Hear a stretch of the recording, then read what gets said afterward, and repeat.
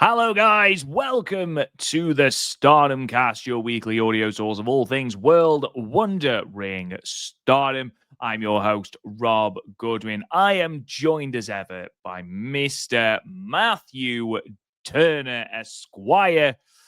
Mr. Matt Turner, how are you, good sir? Ooh, MTE, Matt Turner Squire. Well, I was How going to about that? say Matt J. Turner and then completely forgot what your middle name was. So I was just like, You, Matt Turner, Esquire. my shoot middle name is Joseph, named after my grandfather. So there you go. You were right. Look at There you. you go, Look at, MJ Turner Esquire. look at that. Look at that, brother. I am great. It is a gorgeous, gorgeous day outside. And it's a day to celebrate, Rob Goodwin, because as we're recording, it is October 2nd, 2025. It's 21 years to the day of the greatest day of my life, my friend. 21 years to the day that I wrestled for, in my opinion, at that time, the greatest pure wrestling company on the planet, Ring of Honor. Most importantly, Rob Goodwood, my beautiful, beautiful, wonderful, talented daughter was born. That all happened in the same day. So 21 years ago today, my life changed for the better. I know everybody, that has listened to this show. I like to pride myself on being a super positive person. And I always say, bad days don't exist. Wasn't always that way until 21 years ago today, my friend.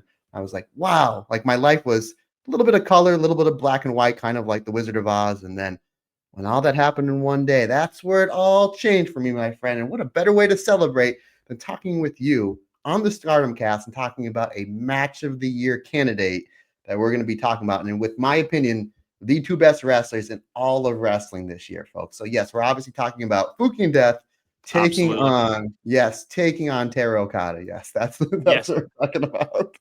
That would have been the thumbnail if that was happening. I mean, let's be perfectly honest. It's lovely that it's Lily's 21st birthday. She is now legal to drink in the United States, which is great to hear. Obviously, I was convinced that you were going to go through and say it was Azumi's birthday. I was like, the greatest day in his life, so Azumi's birth. Oh, of course, Lily. That makes far more I sense. love Far Azumi. more sense. I do love me some Azumi. It was funny yesterday. Andy and I recorded with Talk Joshi, and I said I took a lot of birthdays this week. He's like, "Yeah, I've noticed." I said, "We had Aunt Marge."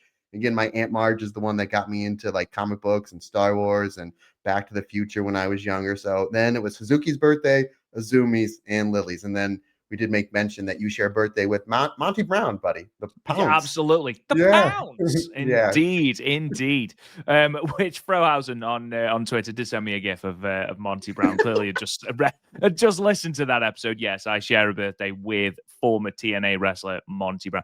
Apparently, general all-round nice guy as well. So there are definitely worse people to share birthdays with. But no, it's been I'm not going to ask you to power rank those birthdays that you've just given me because I feel like that's an impossible task. But big up on Marge for getting you into comic books and one of the greatest film franchises in the world in Back to the Future.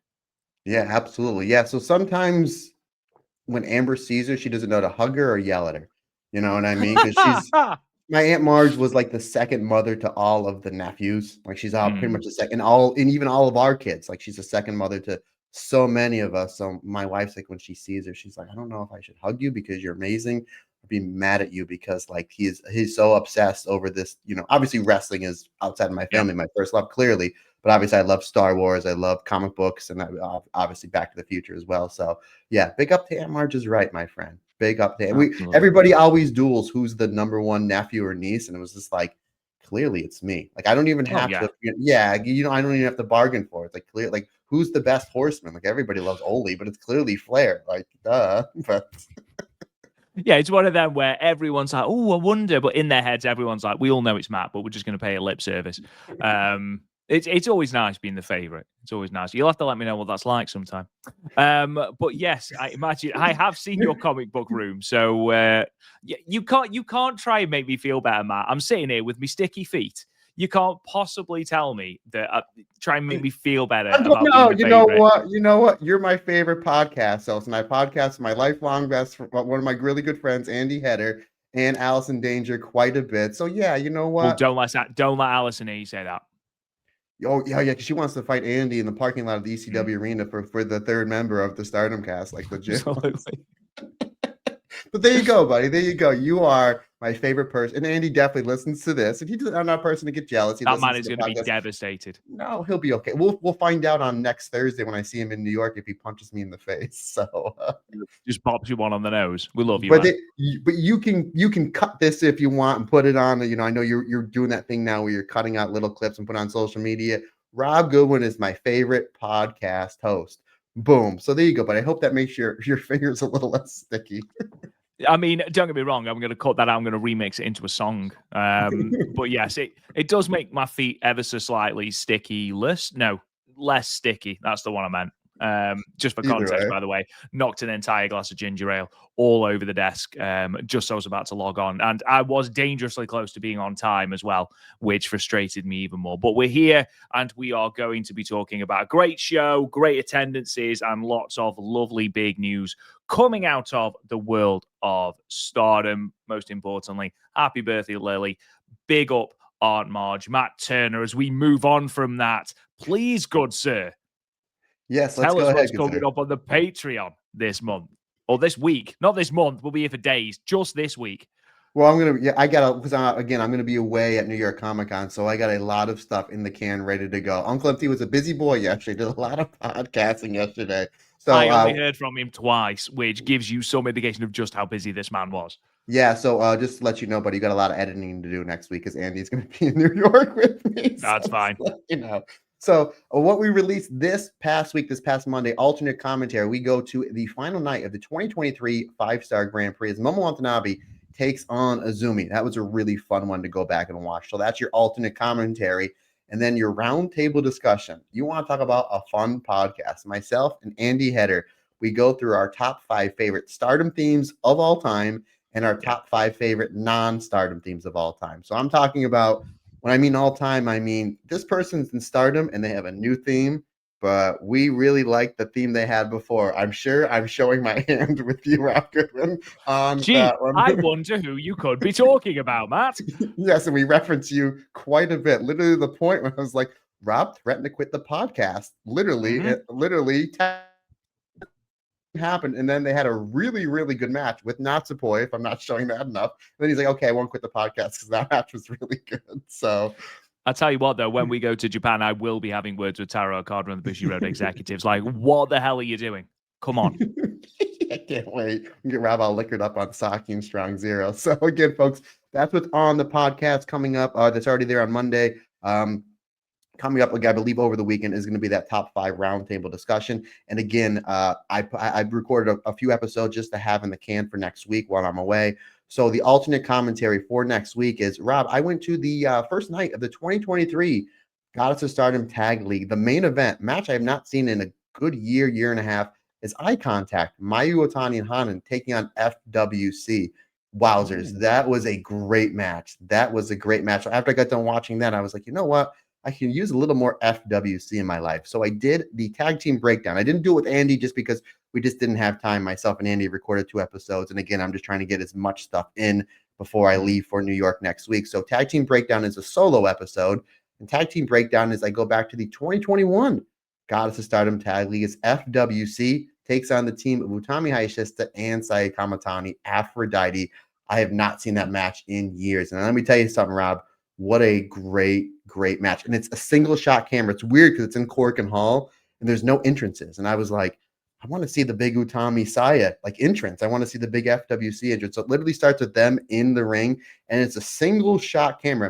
It could have been our friend of the show, Sonny, that was on there. And it almost felt like the ECW fan cam. So you can really see all of the action. So again, folks, that's what's on the Patreon and what's going to be on there next week as well.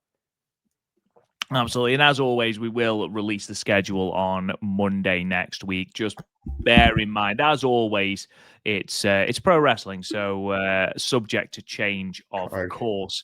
There is the possibility that depending on what goes on, there might be, I know that Matt, obviously, you are off into New York, and we've sort of said we're going to record on these days, but there is a possibility that should that not happen, it'll be a sort of Frankenstein episode again, where you record and I record, to sort of just get something out to you. Obviously, next week, Stardom have got New Blood, and they have got Historic Crossover 3, which we're going to be going over very, very shortly in the news. And of course, Marigold have got the one show on the 4th of October. So fingers crossed we'll be able to get those in the can together. If not, it will just be a stitched together episode.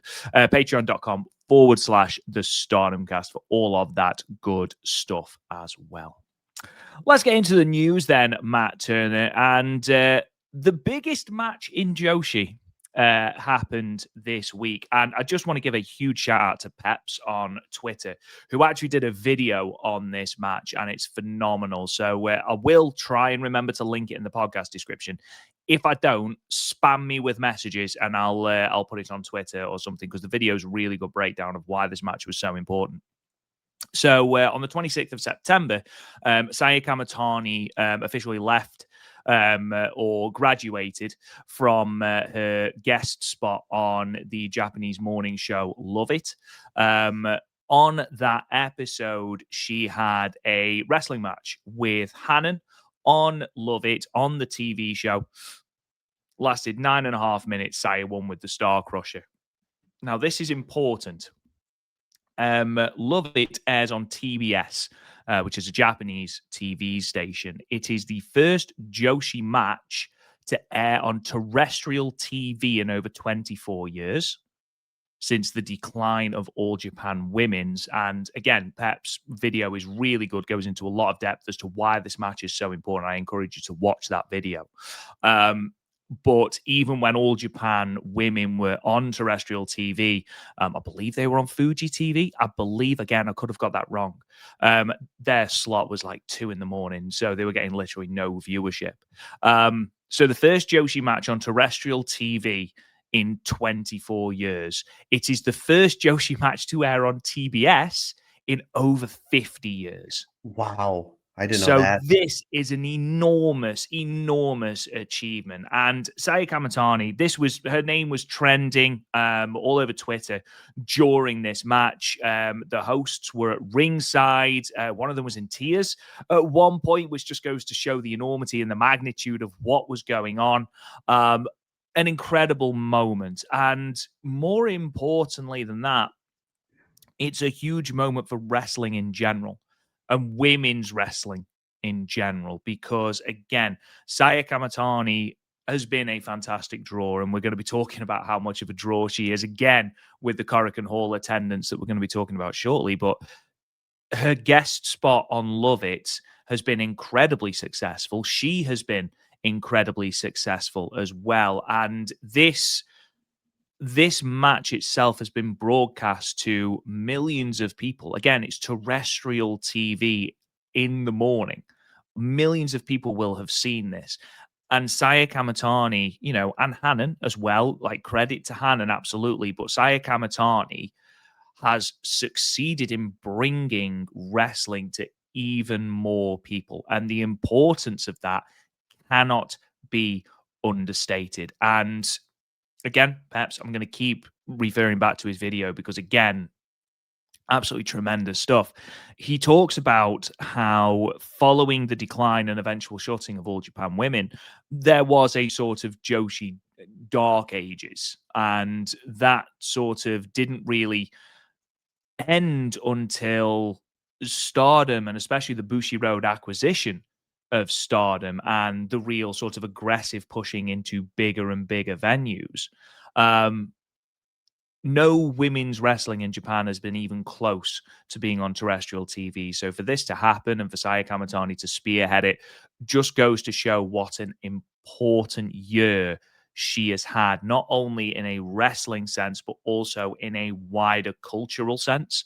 And if there is anybody that deserves Tokyo Sports MVP award, it's got to be Saya Sama, because good grief, what a year she's had in all manner of contexts.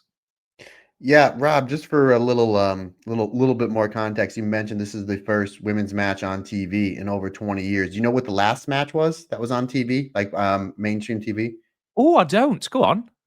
I have it. Victoria Yuzuki, Fukigen Death. You walked right. How did you not see that coming? Genuinely, there was part of me that I was like, he doesn't know. But I was No. like, do you know what? He's played that straight faced. Maybe he does. Yes, little baby Victoria Yuzuki against Fukigen Death. Negative Yes. 4. She'd be negative 4 years old.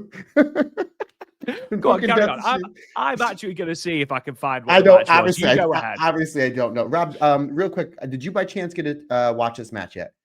I watched part of it. I know that you sent it to me, and I've managed to watch the first part of it. And obviously, I've seen little gifable bits on social media, including Saya getting the win with the Star Crusher.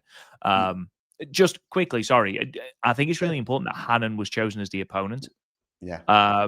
Because again, you know, especially in a kayfabe sense, she is the light to Saya Kamitani's dark, or at least that's, I think, what they are trying to push. You know, they are trying to get Hanan as that top baby face, you know, alongside a Starlight Kid. So to have Hanan positioned alongside Saya on this match that has had incredibly significant viewership is a hugely monumental moment for her in her young career as well. Do continue. Sorry. No, buddy, 100%. And not enough people are talking. Obviously, it was the Saya show. I mean, really, that's what everybody's talking about. But you're absolutely right. There's not enough people talking about what this has already done for Hanan. I mean, this puts her in a bigger light, and she was great in this match. This wasn't like an 8 or 9 minute like exhibition of Kamitani playing the hits. Which Kamitani, I mean, it was a really terrific match. That's the point I was going to get at. But you're right, Hanan, she hits all the big spots here. The Hanan special. She hits the backdrop driver. She counters a lot of Saya stuff. They have a really great match in 9.5 minutes. And I did watch and I did do a little breakdown, a little review. I think that their matches that they've had at the 5-star Grand Prix, the one a couple months ago from Korakuen, and then the two they had last year, they had one in block action, which Hanan won. And then if you remember, they were in the semifinals of the 5-star last year, which then Saya got her win back. I thought those matches were a little bit better. I think they had more time, but here they were playing more towards the TV audience. They were doing a little bit more of the camera work, a little bit more corporate wrestling, as you say. The match was still great, Rob. I actually gave it 4.25 stars. It was really, really terrific. And you're absolutely right. It's a breakout performance for Saya. Hanan comes in, you know, she gets a really good reaction. When Saya Kamitani comes out, everybody's cheering, everybody's applauding. You're absolutely right. There are people in the crowd crying, there are executives crying, because this is a monumental moment. And I thought this was, you know, that you knew it had to be Saya, right? She's on the TV show. She's the biggest star. She's arguably the biggest star in the history of the company. I know, another story for another day. At the same time, nobody's ever drawn the numbers that Saya has, both in a social media aspect and in a ticket aspect. I mean, she's a phenom. She's an absolute phenom right now. And I thought putting Hanan in there was absolutely perfect. Could you put a Nezumi there? A Starlight Kid, a Shuri, sure. But like, they're already really high up on the card where, you know, Hanan's going to be that next breakout star. You know, obviously, you know, she's won the Cinderella tournament. She made it to the semifinals of the 5-star Grand Prix last year. She had a great 5-star Grand Prix this year. Her and Saida won the Goddess tournament last year. So she's somebody that's just like, hey, let's put her on TV. Let's give her that big shine. So I think Hanan's stock has rose tremendously, Rob, coming off this match. And again, this wasn't like an 8 or 9 minute squash. This was like a 50-50 really competitive match. Again, 4.25 stars. I thought it was terrific, but this is an absolute major thing for Stardom. It's a major thing for Saya Kamitani. And I absolutely agree, Rob. And this isn't just my Stardom bias. Sometimes I try to take myself out of that Stardom bias, but I totally agree with you. She has to be locked in, not only, Rob, for Tokyo Sports MVP, which we know she's been campaigning for, going to Kenta Kobashi and Masahiro Chono, and you know, basically trying to get like a politician, trying to get those votes. But here's something else too: the women's PWI 250 is going to be out probably, I think, in the next month or so, and it's really tricky to see who's going to be. Like, we pretty much know like 1 through 5 is going to be a combination of Saya, Mercedes Monet, probably Tony Storm, definitely EO, and Tiffany Stratton. And before everybody starts yelling at me, why Tiffany Stratton? Folks, it's a kayfabe list. She's won a lot of matches, and she walked out of WrestleMania, the biggest show of the year, as champion. That means a lot. That is a big, big outlier. So I think they're going to be the top 5. I don't know. Like, up until this past week, I didn't know who number 1 was going to be. Like, obviously, I want it to be either Saya or Io, obviously, because Io is my favorite women's wrestler of all time, and Saya is leading the company that I love in Stardom. But after this, and the match that she had with Azumi, which we're going to get into a little bit later on, Saya's number one. And there's no other, and I will debate with anybody on any podcast, on any forum, that it's not Mercedes. And I love Mercedes Monet. It's not Mercedes. It's not Tony. It's not Io. It's not Tiffany Stratton. It's not Azumi. It's not Fukigen Death. It's not Victoria Zuki. It's Saya Kamitani is the clear PWI 250 number one and Tokyo Sports MVP. And no other answer is right, in my opinion, Rob. I do agree. Obviously, kayfabe list, Tiffany Stratton is up there. You know, 100%. irrelevance of what you think of her as a wrestler, or indeed of the WWE style. If we're talking, you know, in terms of numbers and things, you can't ignore that as a metric. However, you know, this in terms of women's wrestling in Japan is truly monumental and firmly cements Saya as, you know, you mentioned it, a phenom, a global superstar, certainly a national superstar, and on the way to being a global superstar as well, because her star has raised significantly in the West as well. Right, I think the final match that aired, because from what I can gather, it was episode 218 that aired in 2003. And again, this might be completely wrong, but this is what I've managed to find. And I believe it was Nanae Takahashi and Yoshi Nami against Dump Matsumoto and Zap. I believe. I think. But like yeah, that better. appears to be the case. Again, answers on a postcard if that's untrue. But you know, that's irrelevant in the grand scheme of things. Japanese women's wrestling is back on terrestrial TV for the first time in 23 years, and the first time on TBS, the Tokyo Broadcasting Service, for 51 years. So that's an incredible feat. Whether this leads to anything, I don't know. Whether this leads to an actual terrestrial TV deal for a Stardom, I don't know. I can only say that this will not have hurt, and they are certainly in a better position than they were with this match. So excellent stuff all round. An incredibly monumental moment for women's wrestling. Yeah, one last thing I want to say before we move on. I thought it was a genius move on Stardom's part that after this aired, they put like 5 or 6 Saya matches that she had this year free on YouTube. They put all of her championship matches this year. The Tam loser leaves Stardom match from Korakuen Hall, which obviously was Tam left Stardom, but she didn't leave wrestling. And then they all the way up to the B Priestley match from not that long ago. They put all that up free on YouTube, and then they made mention that the Korakuen Hall show with the main event of Saya Kamitani versus Zumi was going to be free on YouTube. That was so genius, Rob, because within the first 24 hours, that Stardom show had over 250,000 views, and all of these Saya matches, I think, were around 300,000 views within like 2 or 3 days. So it's like all in all, putting all that stuff in, you're looking at over 500,000 views after this aired. So I thought that was a genius job of let's capitalize on this situation and let's do it fast. And it makes sense. You already have everything right there. You know what I mean? All you got to do is just, hit the send button and everything is right there. And really, really excellent stuff. Now, Rob, real quick, because I asked Andy Header this one. All these matches, these 6 or 7 matches they released from Saya Kamitani from this year, this Wrestler of the Year run that she's on. Do you know the match that had the most views? And it's not even close. Oh, I mean, arguably, you'd say the All-Star Grand Queendom match. You figured be one of the Tams. It's Natsupoi. The Natsupoi match in the first 2 days. Yeah, the Sapporo show. Within the first 2 days, the Natsupoi match had more views than the 2 Tam matches combined. So that just goes to show you. That just goes to show you what a massive star Natsupoi is. And I know people will be like, "Oh, that means nobody cares about Tam." Stop it before you even start to stop it. Leaving Tam. I know if you're watching that on YouTube, you should have saw Rob's facial. The way he sold that. Oh, tore at my heart. Oh, it's like that scene in The Simpsons. You can hear the part where his heart turns right up. I mean, apparently it was also a loser leave social media match because legitimately Tam has not posted a single thing since the end of April. So, yeah, Yeah, I'm intrigued, and we're going to talk a little bit about Dream Queendom as well, as we obviously talk our way through Korakuen, because we now know that Momo Watanabe versus Saya is going to be the main event of Crimson Nightmare on the 3rd of November, which leaves a spot open for Dream Queendom. I've got a feeling I know who is going to be filling that spot, but we will see. We will Ooh, see, Matt I'm Turner. interested to hear your theory because I have two theories and they'll probably both be wrong. But I'm interested to see how we're going to how we're all going to be all wrong about it. But yeah, I'm excited to talk to you about that in a little bit, buddy. I am just going to say, Matt, it's not Tam. It's Not not yet. Tam. Not into the Tokyo Dome. If they're running the Tokyo Dome, no.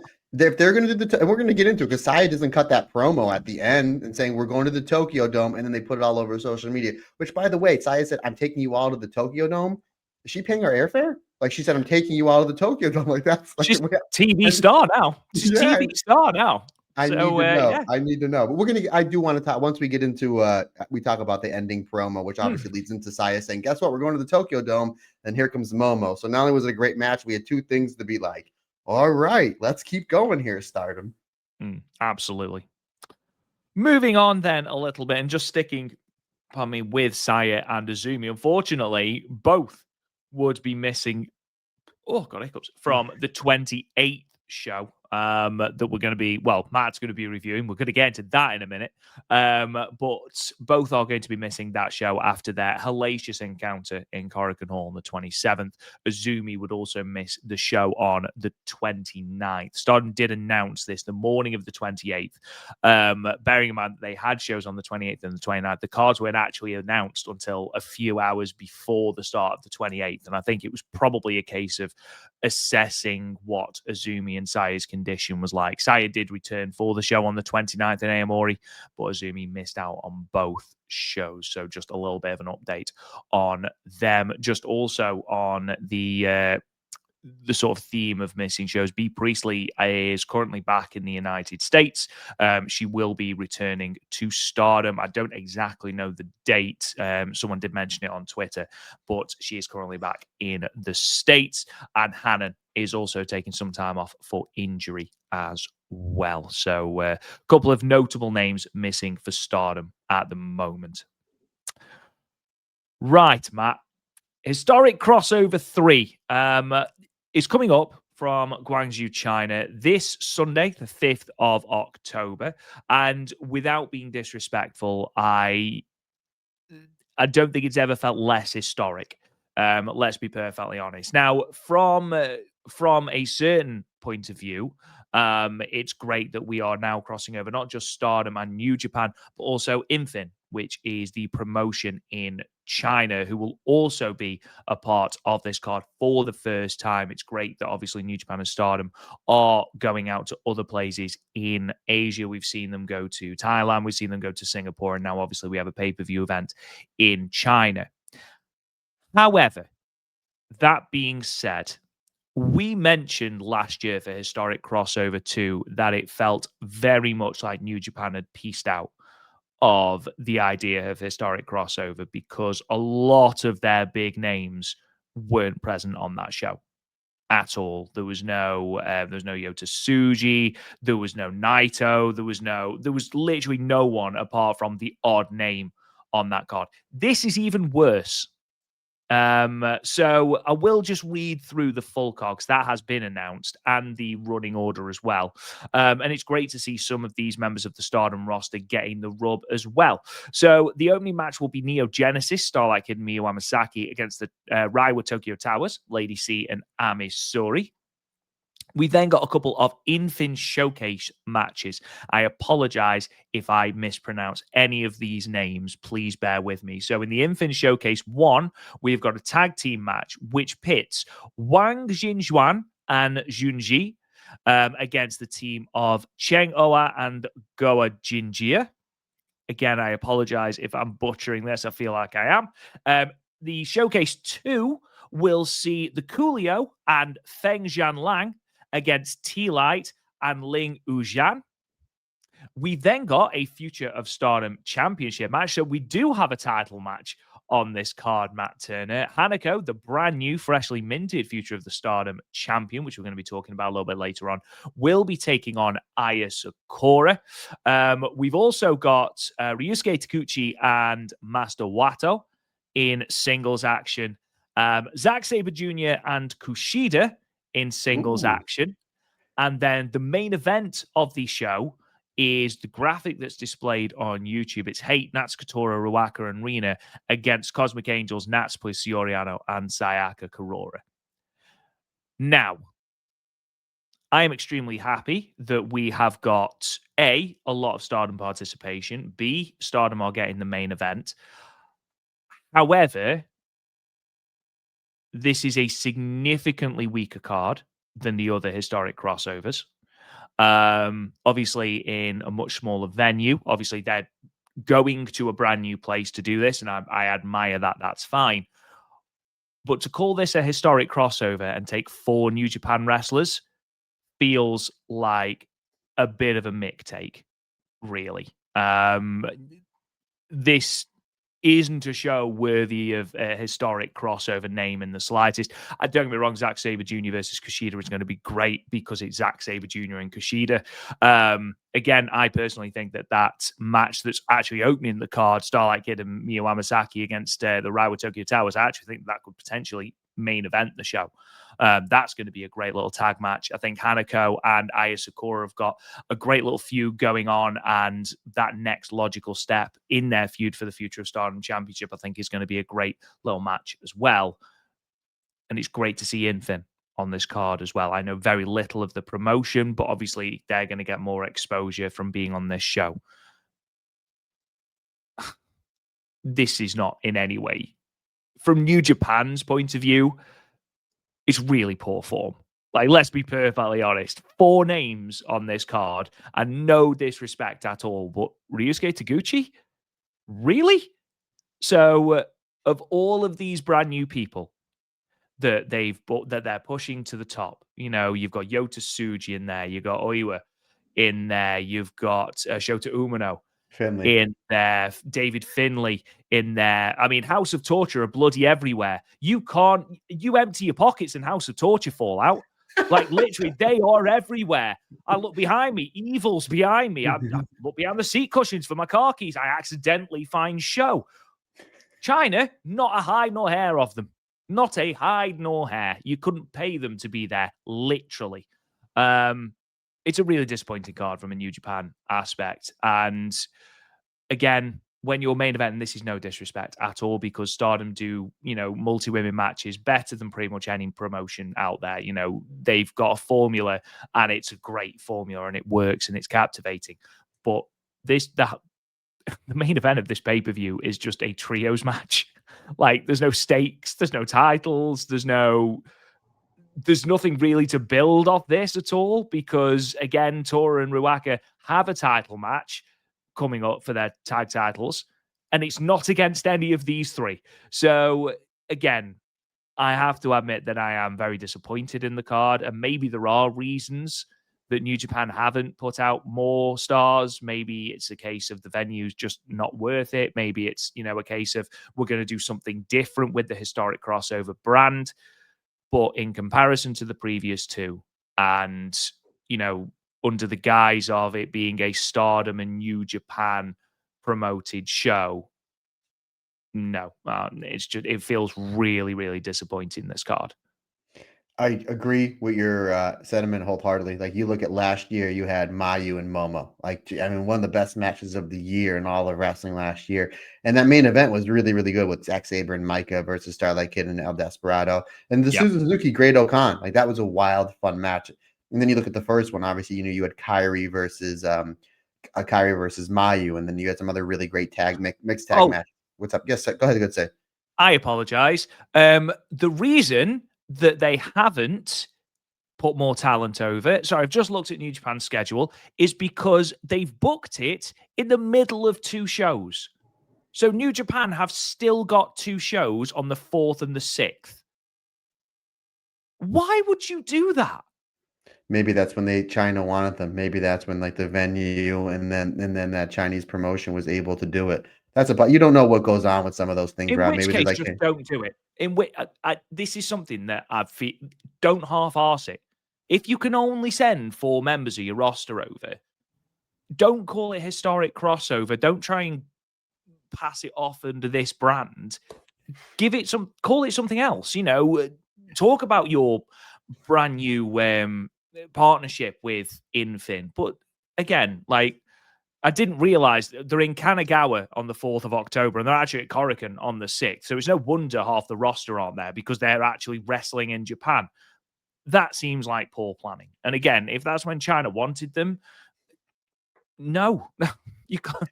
Like, either do it at a different time or call it something else, because historic crossover has completely different connotations, and this doesn't even feel like it's in the same ball. It's not in the same city, it's not in the same zip code as the other historic crossovers. again, I'll give the benefit of the doubt. You made a lot of really good points, buddy, and I don't want to beat a dead horse. But again, I don't know. Here's something that maybe this promotion and the building, maybe they paid Bushi Road. Maybe this is something, hey, we will pay X amount of money. This is the only date that we Maybe, can yeah. do it. So it's just like, well, Stardom, we can send some more Stardom people, and this is all that we can send. So that's a possibility. We don't know what's behind the scenes. That's a possibility. Maybe this is not only a really good opportunity for the Bushi Road brand to get out into the China market, but also might be something where they can make really good money on. Send some merchandise, because when's the next time the merchandise is going to be over in China? Probably not for a while. So maybe they send the merchandise over there, the meet and greets, they'll make money on that. There's a lot of different avenues to think about of the reason why they did this. So again, buddy, I totally understand your point 100%. We don't know. Again, maybe this was like, hey, this is the date we can do it. This is the date that we know we can get a lot of people in this building. Can you send over some talent from Bushi Road? And maybe they said like, hey, we can send up these amount of Stardom wrestlers.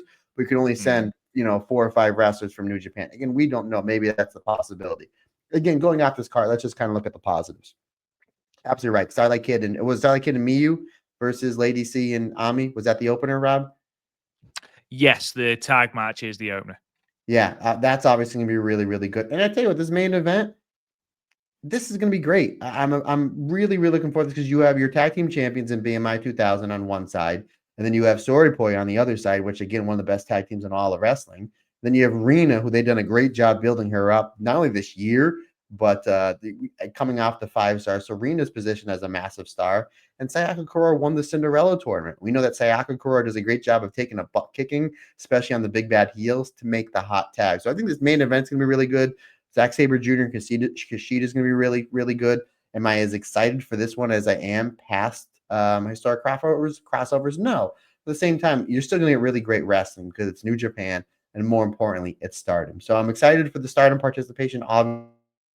When this airs, we'll obviously review it and talk about it. But this main event, I'm really looking forward to it. And who knows, Rob? You made mention, well, there's no championship matches or nothing, no champion in this main event. Maybe Sorry get a win over either Tora and Ruaka, and then it builds towards a championship match, maybe coming up at the next Korakuen, because I know there's a title match at Korakuen on the 16th, and maybe this one for the Korakuen, this maybe builds to the Korakuen at the end of the month in October. So it's a possibility. Maybe Natsupoi pins Ruaka and says, hey, we want a title shot coming up next time we're over in Japan. You got, hey, everybody here, you guys want to see Soriano Natsupoi go for the tag belts? Yeah, okay, tune in, on YouTube or whatever. So that's a possibility there that you can set something up. But again, we'll wait and see. We'll wait and see. You look really confused here, buddy. You all right? Yeah, I'm just looking at New Japan World, and I can't see currently how you watch it. On the TV. It's thanks, man. Appreciate it. With your eyes. With your eyes. Dynamite drop in, Monty, for all you Major League fans.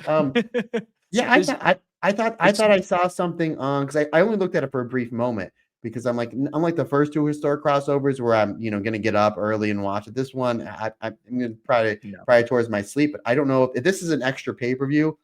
Sorry, this is no offense. I'm not if it's a $40-$50 pay-per-view or 30 like the other ones, we'll wait for it to come on either Stardom World or New Japan World. But I don't know if this is something they're going to stream on Stardom World or New Japan World. doesn't look like it. And again, the venue in Guangzhou might not have streaming capabilities, which again, Possibility. we've Sure. seen venues in Japan that are like that. It's certainly not a pay-per-view because it would be advertised on the calendar because Taiji Ishimori's produce show, which is a pay-per-view, is advertised on the calendar on the 7th. There's nothing at all on the 5th.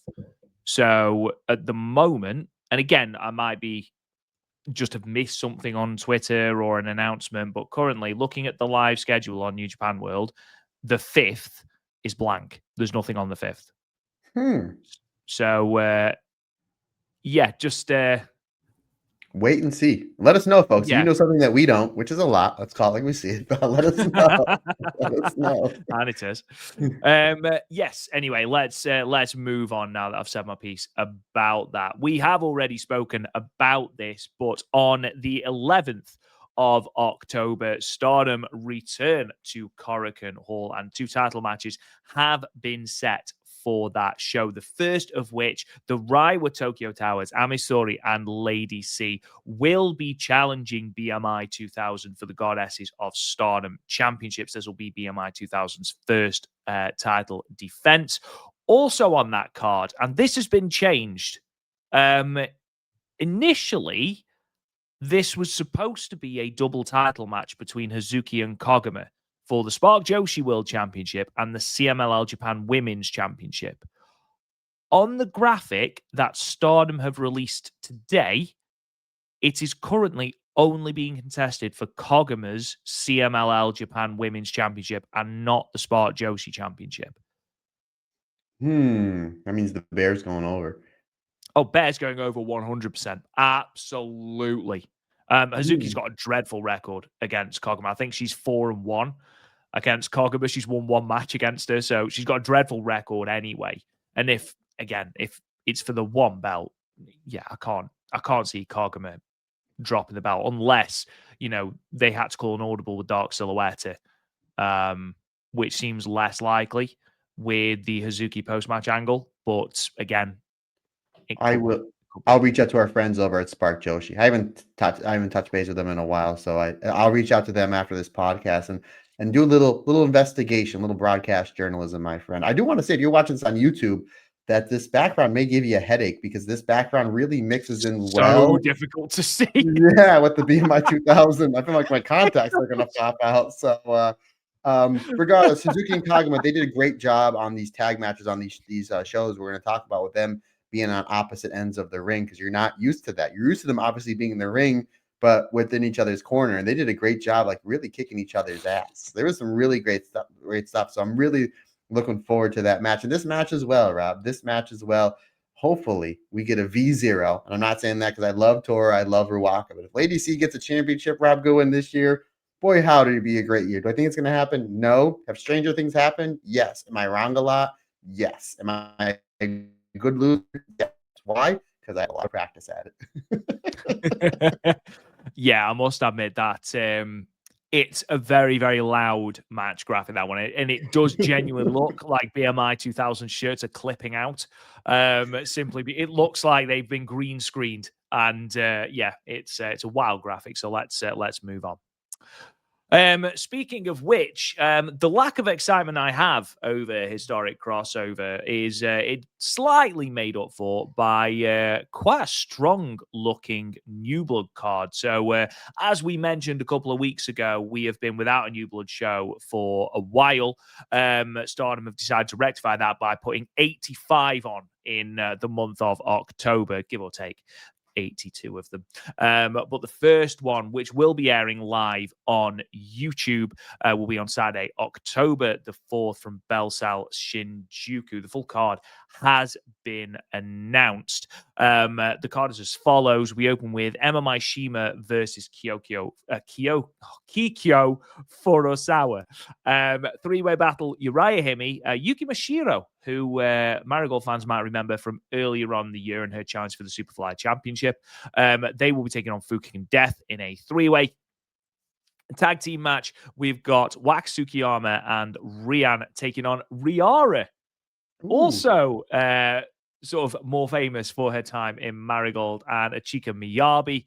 Singles match, Hina versus Kyoka Katatsu. That's going to be fun. We then also got, and I'm so excited for this match, man. So we've got Mavida Loca, Bozilla, and Akira Kuragane. Bozilla making her New Blood debut against Zones and Soy. Bozilla versus Zones? Absolutely give me that. Soy. Soy's a Soy. powerhouse too. Poor Akira. She's really improved every time I've seen her. And then in the main event, we have got Honma versus Rana Yagami in what is being advertised as Honma's final Stardom appearance before she retires. Now, obviously, with Hanako holding the 2 championships that usually appear on New Blood and her being in China, obviously there's no championships being defended on this card. However, despite that, I would argue this is one of the stronger New Blood cards that we've had.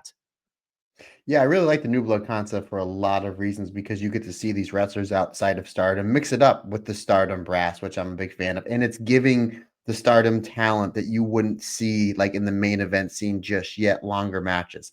Like you're not going to have Rana Yagami on a show that has a Saya World Championship match and a Starlight Kid Championship match.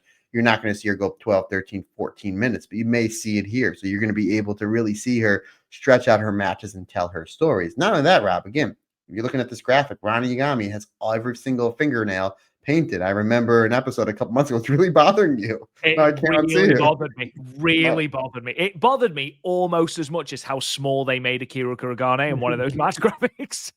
Oh, do you have any? Are we going to look at some Akira match? Yeah, we are, right? We are. She's normal size. Don't worry. She's normal size. You should have ruined it for me.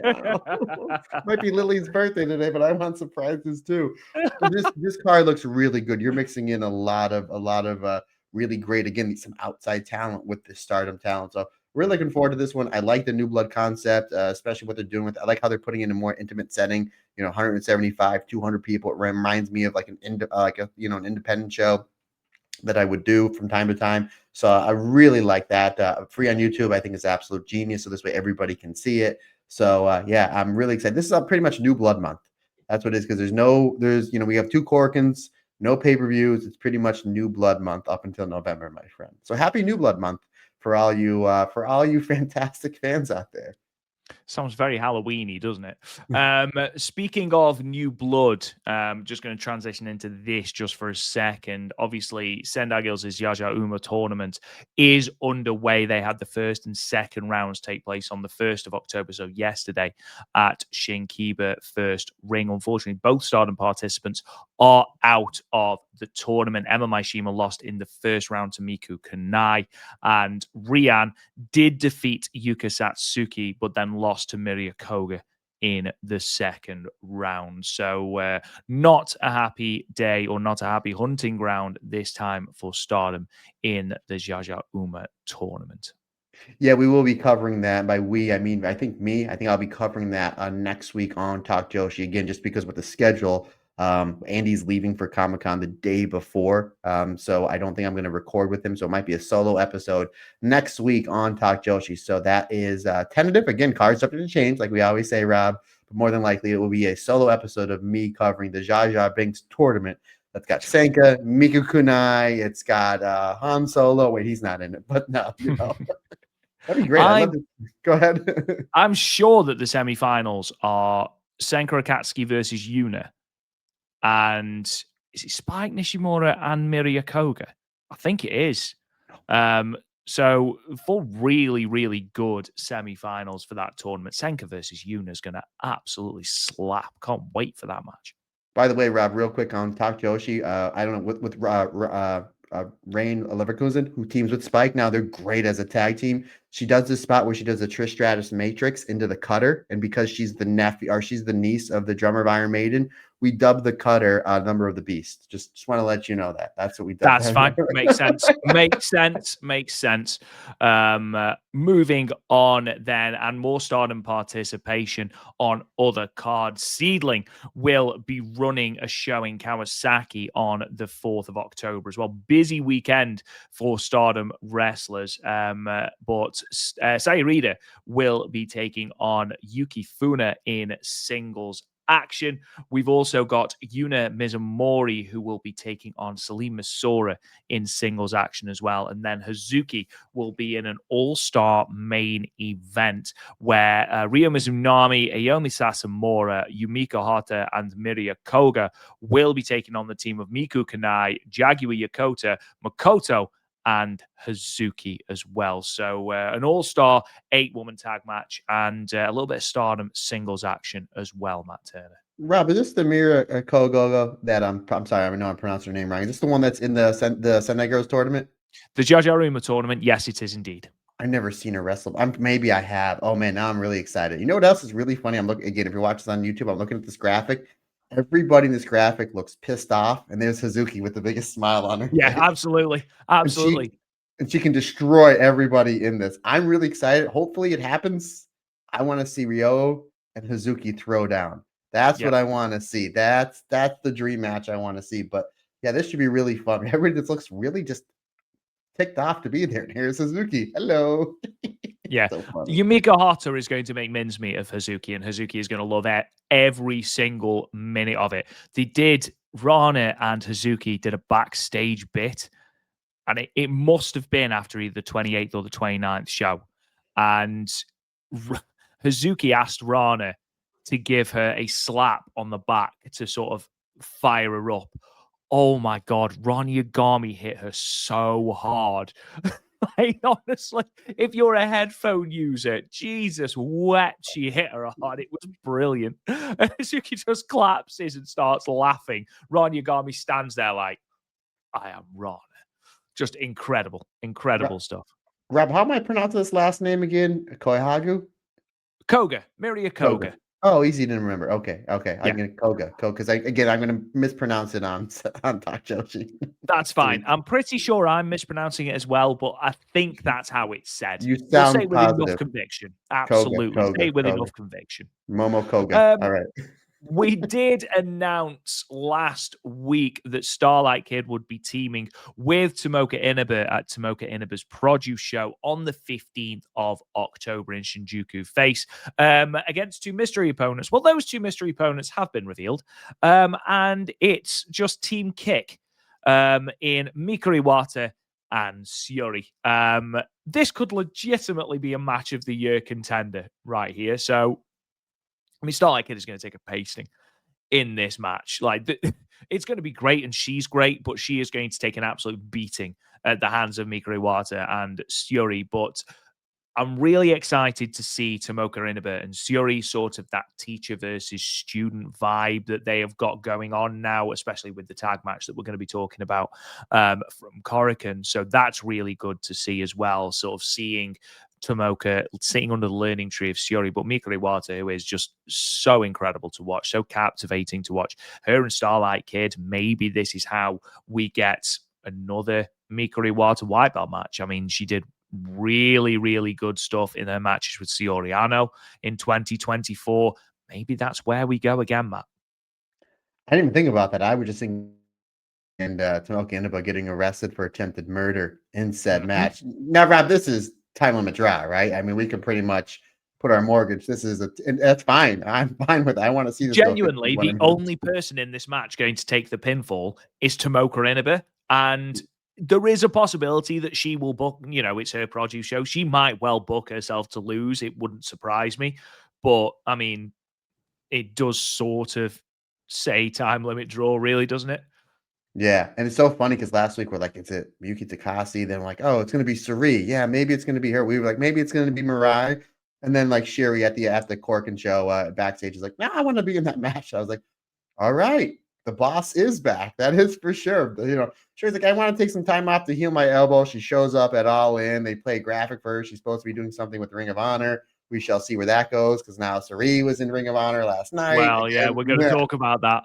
But it's just like, I was like, wow, how did we not see that coming? And I was like, this is terrific. And from what we understand, there's no streaming, no. Hopefully, Stardom World gets it up real fast. If you remember when Tomoka Inaba challenged Micah last summer for the World of Stardom Championship in that phenomenal 5-star match the two of them had, Stardom World got that matchup pretty quick because it had a lot of buzz. Hopefully, there's some sort of streaming. Like, how do you miss the boat with this? Like, how do you not put this on YouTube? Or again, I will. I always. I don't like pirating. I think that people, especially in professional wrestling, they deserve every single dollar that they can get. So I don't like people like, yeah, give me this illegal site. No, no, no, no, no. They're putting their lives on the line for our entertainment. Put this on a streaming thing. $10, $15, $20. This match alone is well worth it. From what I understand, is JTL they really don't do much streaming or any at all. But I mean, there's a lot of demand on social media to watch this match. Hopefully, Taka Michinoku figure something out. I mean, all you got to do is talk to somebody from either Sendai Girls or from Stardom, be like, hey, how do I do this? How do I stream this? But hopefully, obviously, we're 2 weeks away from the show. Hopefully, they figure something out and we can live stream this or see it in 24, 48 hours because this is again, Rob. Here's a dream match that I didn't know I wanted until I was like, all right, I will absolutely take it. But yeah, I didn't even think about possibly Miko Wada versus Starlight Kid for the Wonder Belt. Sure, absolutely, I'll take that. Man, I mean, this can be great. Like, just so many different things you're gonna see. Yeah, Tomoka and Shuri, Miko Wada and Tomoka Inaba, Shuri and Starlight Kid. They had great match at the a couple 5-star Grand Prix. They were in the same bracket, and you're just like, wow, terrific. They had night one of last year's 5-star Grand Prix. They absolutely crushed it, knocked it out of the park. So again, there's some chemistry I'd like to see there. But yeah, man, I'm super pumped for it. Hopefully, there is a way that we can view it sooner than later, my friend. Yeah, hopefully. Again, I do agree with you in the sentiment of pirating. Obviously, if there's no other way of viewing it, then obviously that is a slightly different matter. But if there is a streaming service where you can view this, I would much rather use the streaming service and pay for the matches than use a pirating service. Speaking of produce shows, obviously Starlight Kids 10th anniversary show is coming up as well, the 20th of October. And I believe it's got the tagline of something like Kichan Family in Crisis. I believe the tagline is. I believe Sounds like a Starlight comic Kids. book. It Sounds like a does. comic book from the 80s. Have you seen the poster? The poster, genuinely, the face that Starlight Kid is pulling genuinely makes me laugh. She's like this. Oh, I did see It's so that. over the top dramatic. It's great. She's the best. It's so extra. It's brilliant. But when we had the announcement that gave half the Joshi fandom a heart attack, Starlight Kid announced that the main event would be her Dragon Kid and El Desperado in the main event against 3 different mystery opponents. The first of those has been announced, and it is Kyoko Inoue, Joshi legend Kyoko Inoue. I believe that Starlight Kid extended an invitation to her. She accepted. So we now know that Kyoko is going to be one of those. Now, we know, Matt, from going to America to watch WrestleMania and things, that Kyoko Inoue didn't go far without Aja Kong. So if I was a betting man, and I'm not, for good reason, if you saw our Marigold predictions for the Dreamstar, I wouldn't be surprised if Aja Kong is one of the competitors as well. Partly because I want to see El Desperado versus Aja Kong. Like, there's a real part of me that I didn't realize I wanted that as a match, and now I don't want anything else but that. They could announce Mayu as on the other side, and I would be slightly disappointed that it's not Aja Kong. That's how much I now want that to happen. I think it's going to be Shuri Miko Wada, right? As well. Quite possibly. Just every time Starlight Kid's in the ring, Mika Iwate is now on the opposite side. I mean, I totally see your point with Aja Kong, but to me, I think it needs to be maybe 2 male wrestlers to kind of counteract El Desperado and Dragon Kid. Again, I wouldn't say no to Aja Kong. I'm just kind of spitballing here. I'm going to say it's going to be Matt Cardona and Brian Myers. I think that's the way to go. Absolutely. Why not? The Broski. Which by the way, I watched the match with him and Shotzi Blackheart at their anniversary show. I was just going through my Triller TV Plus, and I was just like, oh, okay. And it was a wild match at a zillion run-ins. And then I completely forgot until Amber walked in the room. She's like, why is there light tube glass all over your guys' logo? I forgot our logo was on the map for GCW for a while, and people are just bleeding. It was, yeah. People are bleeding all over our faces. So I go, we'll take Absolutely. it. Right? We made it, clearly. We made it. Oh, man.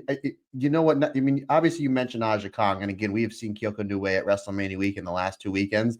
The one thing I want to say, she can still go. Obviously, her prime was in the 90s. but she can still go. So I'm excited to see what she's going to do with Starlight Kid. Man, I don't know who those other two wrestlers are going to be. I don't know. All I know is if Starlight Kid holds another emergency press conference, everybody check in on Rob. Everybody check in on Rob to make sure he's okay. Don't think I'll make it to that press conference, if I'm perfectly honest. Final bit of news, and we have already sort of touched on it. The IWGP Women's Champion, Sareee, turned up on Ring of Honor TV. So on one of the upcoming tapings, Sareee debuted as the partner of Alex Windsor. They were taking on, I believe, Diamante and Billy Starks. So in tag team action. Now, obviously, Sareee did post a picture of her getting on a flight, an American Airlines flight. So everybody, of course, immediately assumed, oh my God, she's going to turn up at Dynamite. No. She's been put on Ring of Honor, which I must admit was quite funny.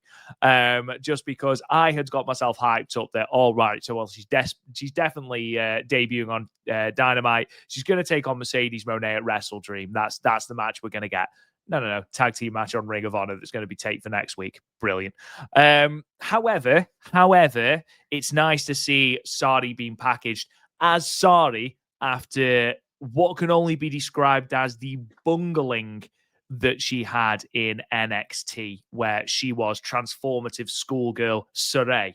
So thank God she's just come into Ring of Honor and she's an ass kicker. So yeah, now something that's quite interesting and something we will talk about on the Korakuen Hall review is that Sareee did mention to Syuri that Syuri wasn't getting a title shot yet because Sareee had something overseas she had to deal with. Oh, hiccups again. Apologies. I do wonder if we are going to get someone challenging for that IWGP Women's Championship from AW Ring of Honor. Maybe Alex Windsor again. Trying to take the belt off Sareee this time. I mean, Alex Windsor versus Syuri was absolutely phenomenal. Great match. I know that Sareee did an interview with Peps and talked about Athena, which would also be a great match as well. Obviously, we don't know how long Sareee is in the States. But yes, slightly anticlimactic, and that's no disrespect at all to Ring of Honor. But I think a lot of people expected her to turn up on Dynamite and sort of turn up on the tertiary AEW brand. Yeah, when she obviously cut that promo on Korakuen Hall, which Sherry you made mention to, and then about 30 hours before Dynamite, she's on American Airlines plane. Like, okay, here we go. When I actually talked about it with Andy Header, both off air and on air, I was like, Toni Storm has nothing to do. And then they mentioned last minute that Toni Storm's going to wrestle Ty Mello. So I'm sitting there looking over at Amber, and I'm like, here's what's going to happen. Toni Storm. Because why would they take the belt off Toni Storm? Right. And I think Andy and I both agree, and a lot of people agree that because her and Mina are going to be the first tag champions. You need to put rear tag belts on two big stars. Her and Mina is perfect for that. Because again, why would you take the belt off? And then I'm like, oh my God, this makes perfect sense. After Toni Storm's match, Sareee is going to come out, and that's the match. It's going to be Sareee versus Toni Storm at Wrestle Dream. So this way, it makes sense for Toni Storm to lose again, right? Because she's not the champion.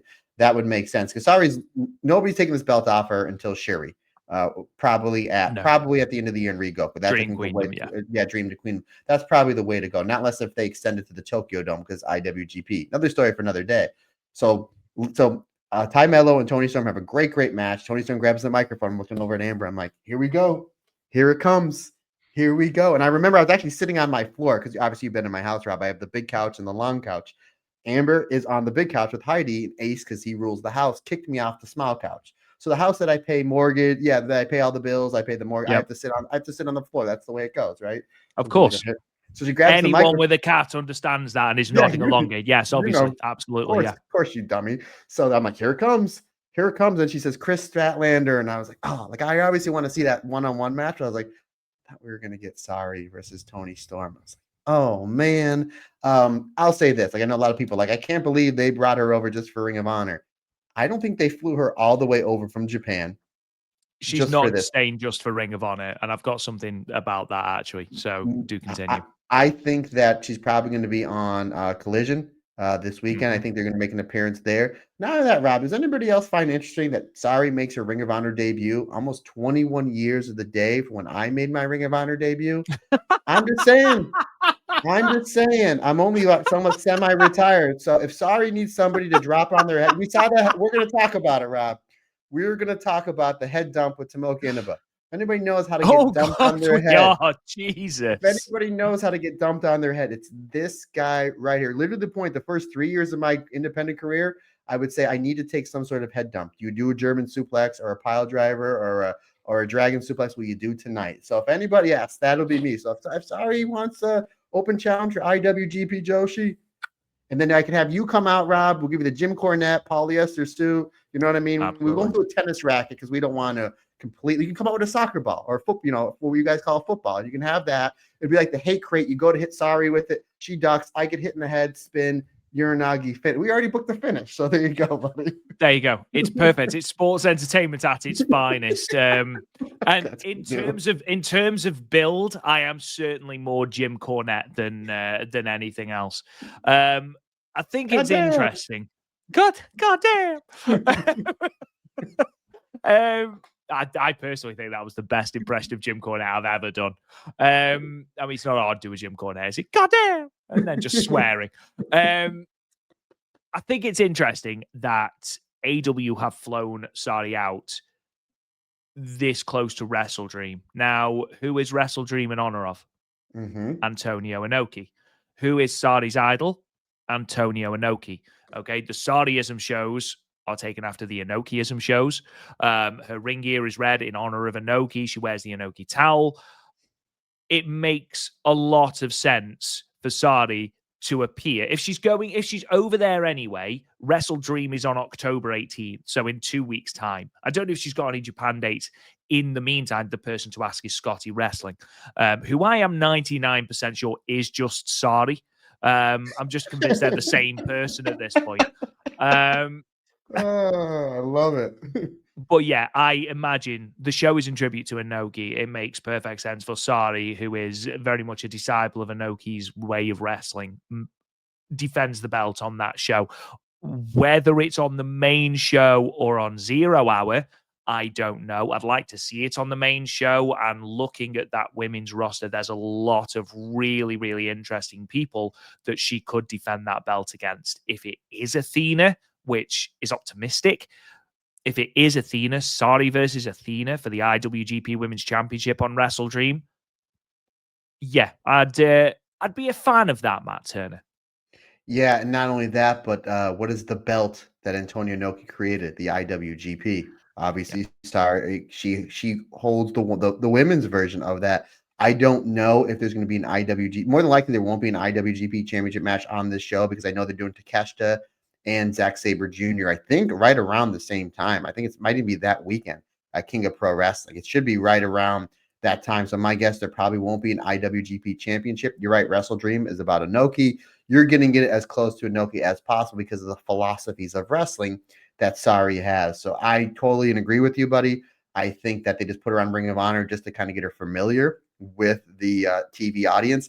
Not only that, it'll boost subscriptions for Honor Club, which, by the way, I do have. So I will definitely be that match when it comes available. Maybe it's Sareee versus Mina. Maybe it's Sareee versus Tekla. Maybe it's Sareee versus Serena Deeb. That's a match I definitely want to see. There's a whole, the AEW women's division is great. You know what I'm going to say it's going to be, Rob? And I would bet $1 on it. Sareee versus Willow Nightingale. I think that would be a great match. Because Willow Nightingale loves the Japanese style. We had a great meetup with Willow Nightingale at WrestleMania weekend. I'm still going to try to do a quick interview with her next week for when I'm at New York Comic Con, because she's going to be at New York Comic Con. So I'm going to try to maybe I'll ask her right there with Sareee in there. Would you maybe Rob, I can try to do some more maybe some more journalism there. But I think Sareee and Willow will be the way to go. I think that would be the way to go.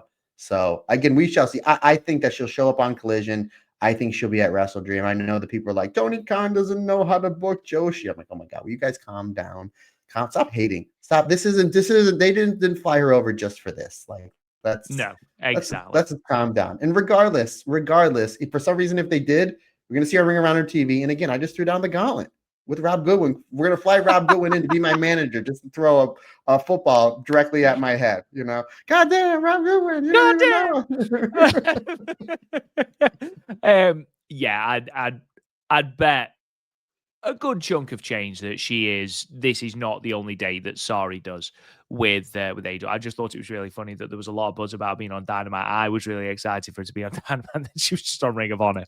But yeah, I anticipate that she will be defending that belt on one of the shows, and it wouldn't surprise me if she is on at least a Collision in the next week.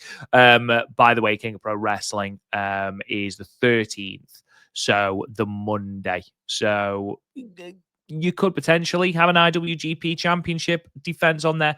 I don't think you will, though, because we did have one at Forbidden Door. So I imagine we'll just focus on the Women's Championship. Anyway, Matt Turner, we have already been going for an hour. We probably need to start reviewing the shows. Now, thankfully, there are 3 shows to review, ladies and gentlemen. Now, I'm going to put my chips on the table right now. The second show from the 28th, I haven't watched because Stardom World, for all of its great strides in the last couple of years, the sorting function is an absolute abomination. It is ridiculously hard to navigate. So when I messaged Matt, the 29th is really easy to find. However, I messaged Matt couple of hours before we started the podcast saying, just to check, it's the Korakuen and the 29th because I can't find the 28th on Stardom World. I'm assuming it was a video on demand. Matt says, yes, you just have to go through dirt. Apparently, you have to go through the 7 labors of Hercules to actually get to the show that you want to now on Stardom World. So we will get to that, and Matt will fire through that one. Thankfully, those 2 shows won't take as long because the vast majority of the time is going to be taken up by Korakuen. I just wanted to let you know that is why I'm not going to be saying anything about the 28th show. Yeah, for anybody else, I just want to just help anybody out. Anybody that's finding difficulties trying to get through Stardom World on any new shows, for some reason, it either comes up new tournaments or you have to click on the year 2025 and then it pops up there. So you have 1 or 2. You figured it's a new show. It would be right there on the front page. 9 times out of 10, it does it. But every now and again, you'll just be like, I thought the show was up. Then you just have to go to 2025 and it may or may not pop up there. So just a little help from your Uncle MT. But Rob is right. The Korakuen show is going to take the bulk of this. The other 2 shows afterwards on the 20th and 29th, why both are very good. Kind of something that we'll kind of just breeze through a little bit. So going to that Korakuen Hall show, Stardom in Korakuen 2025, September 27th, 2025. Announced attendance in Korakuen Hall was 1,638 people, which Stardom confirmed as a super no vacancy. Now, this is an incredible number for a number of reasons. Obviously, we knew they had sold out the tickets. We knew they had then sold out a second wave of tickets as well. It's the company's highest ever Korakuen Hall attendance, a marginal increase of 3 people from their previous best on the 3rd of March. The attendance is a 32.3% increase on the previous show at Korakuen, where they drew 1,109 on the 10th of September, continues the quite honestly astounding record of every 2025 Korakuen Hall show surpassing 1,000 people, which is quite an incredible record. And this is the 16th Korakuen Hall show in a row that they've surpassed 1,000 people, the 20th of the last 21 shows. The number, by the way, 1,638. It is the second highest Korakuen attendance for any promotion in 2025 and outdraws every single one of New Japan's Korakuen Hall shows so far this year. The only show of the 150 plus shows in Korakuen this year to outdraw this show was Giant Baba's 25th anniversary memorial show, which drew 1,700. So an incredible number for Stardom and a great indicator for just how hot this promotion is at the moment and riding, quite honestly, an unprecedented wave of popularity. So an incredible, incredible number. Couple more notes before I get into the results themselves. Hours before the show, Stardom did announce via their social media channels that the show will be streamed for free via YouTube. It is still up on their YouTube channel now. Hazuki, Koguma, Miyu Amasaki, and Rian all returned to the ring on this show after missing the Osaka show on the 23rd through either injury or participation on the Sendai Girls show. In Sendai, 3 title matches on the card. So the 20th World of Stardom champion, Saya Kamitani, champion for 272 days. This was her 6th title defense against Azumi. Speaking of Azumi, the 5th New Japan Strong Women's Champion. This was going to be her 2nd title defense. If she should lose, then obviously she would lose the championship, but would also be the least successful champion in the belt's short lineage. Their current singles record, 1-1. Obviously, with the last match, Azumi eliminating Saya Kamitani from the 2025 5-star Grand Prix. In terms of the Future of Stardom Championship, Hina, the 12th champion, 215 days she has been champion. This will be her 7th title defense. It will be Hanako's 3rd attempt at the Future of Stardom Championship after losing to both previous champions, Miyu Amasaki and Rina. They had only squared off once prior in singles action. Obviously, again, 5-star Grand Prix, Hina winning and eliminating Hanako from the 5-star Grand Prix. I've mentioned Hazuki, Koguma, Miyu Amasaki, and Rian Matt. We did have another return on this show, and that is, of course, Sareee, who makes her Stardom return after announcing a short hiatus from the company at the end of June. And this will be her first match for Stardom since a singles match in this venue at Korakuen Hall against Rani Yagami on the 6th of July. So quick rundown of the results then. We open with a singles match. Yuri Ahimi defeated Kikyo Furusawa with the modified figure 4 neck lock in 5 minutes and 44 seconds. 6-woman tag team match. Natsupoi, Soriano, and Tei Honma defeated Rani Yagami, Sayaka Kurora, and Rian. Tei Honma pinning Rani Yagami with the Majamo Tei in 10 minutes and 57 seconds. Singles match, Waka Tsukiyama defeating Momo Kogo with the Osui suplex in 5 minutes and 8 seconds as Waka continues her one-woman push to get the high-speed championship. 6-woman tag match, the Stars team of Han and Sayurida and B. Priestley defeated the Hate team of Momo Watanabe, Konami, and Fukigen Death via disqualification in 6 minutes and 38 seconds. In a 3-way 12-woman tag team carnage match, Hazuki, Koguma, and Yuna Mizumori and Aya Sakura, that's one team, defeated Mavida Loka, Bozilla, Akira Kurigani, Atsuki Aoki, and Rini Yamashita, and Neo Genesis, Starlight Kid, Mei Seira, Miyu Amasaki, and honorary member Emma Maishima, with Hazuki pinning Emma Maishima with the diving senton in 8 minutes and 47 seconds. 6-woman tag team match, the God's Eye team of Amisori, Lady C, and Kyoko Kitatsu defeated the Hate team of Natsuko Tora, Ruaka, and Rina, with Lady C getting the win over Natsuko Tora with that big boot in 12 minutes and 3 seconds. I'm sorry, that should absolutely be her finish. I don't want to see her using any other move at any other point. Tag team match, Sareee and Kaoru Ito defeated the God's Eye team of Shiori and Tomoka Inaba, with Sareee absolutely murdering Tomoka Inaba with Uranagi, dumping her so high on her head in 8 minutes and 50 seconds. Absolutely brutal. Semi-main event, the Future of Stardom Championship match. Hanako defeated Hina to become the 13th Future of Stardom champion, pinning Hina with the JP coaster in 14 minutes and 11 seconds to end Hina's reign at 215 days. And then finally, in that main event, a World of Stardom Championship and New Japan Strong Women's Championship double title match. Saya Kamitani, the World of Stardom champion, defeating Azumi, the New Japan Strong Women's champion, with the Star Crusher in 23 minutes and 9 seconds. So, Matt, with that being said, we start on the undercard, and that was with a singles match between two of the brightest young and upcomers in Stardom, Uriah Hime and Kikyo Furusawa. What did you think of this, Matt, with the just under 6 minutes they were given?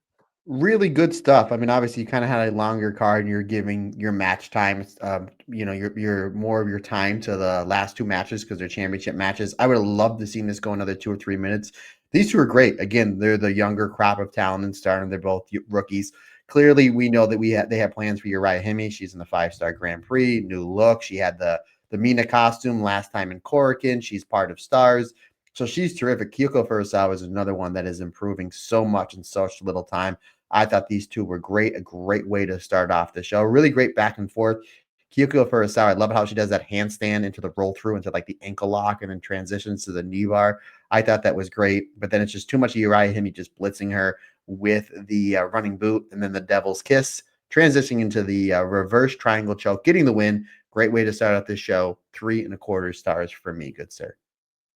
Yeah, absolutely. I've got a lot of time for both these wrestlers. I think Kikyo Furusawa has really, really improved at a rate of knots. And I think the best thing to happen for Yuri Ahimi most recently is joining Stars and having those people around her to learn from. So again, you are starting to see that development in these singles matches. I think 2026 will be a big year for Uriah Himi in terms of her push up the card.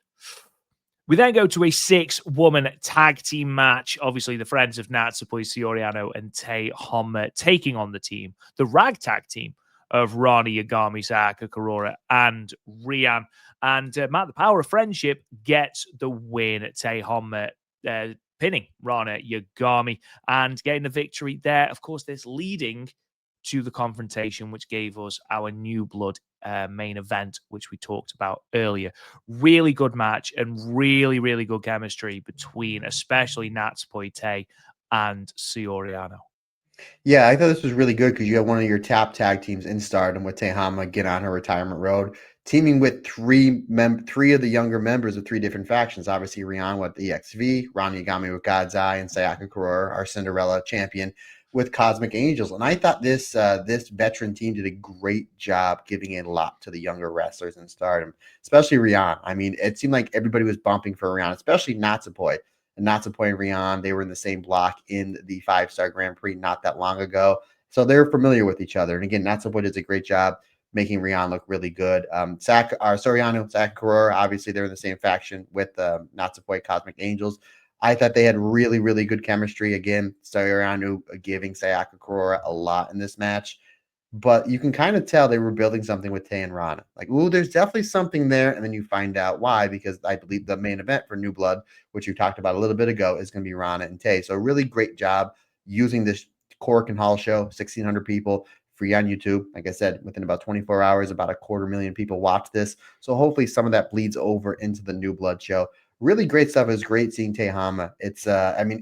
It's crazy because you have all these Joshis that are retiring with a lot of gas left in the tank. Mako Satomura still looked great towards the end. Nanai Takahashi, we know that Yu's retiring in a couple months, and she's having great matches over at Sendai Girls. Tehama, I thought he was terrific. I thought Soriano and Natsupoi, they kind of came in, they played the hits, but then they were able to kind of back out a little so Rana and Tay can tell their story.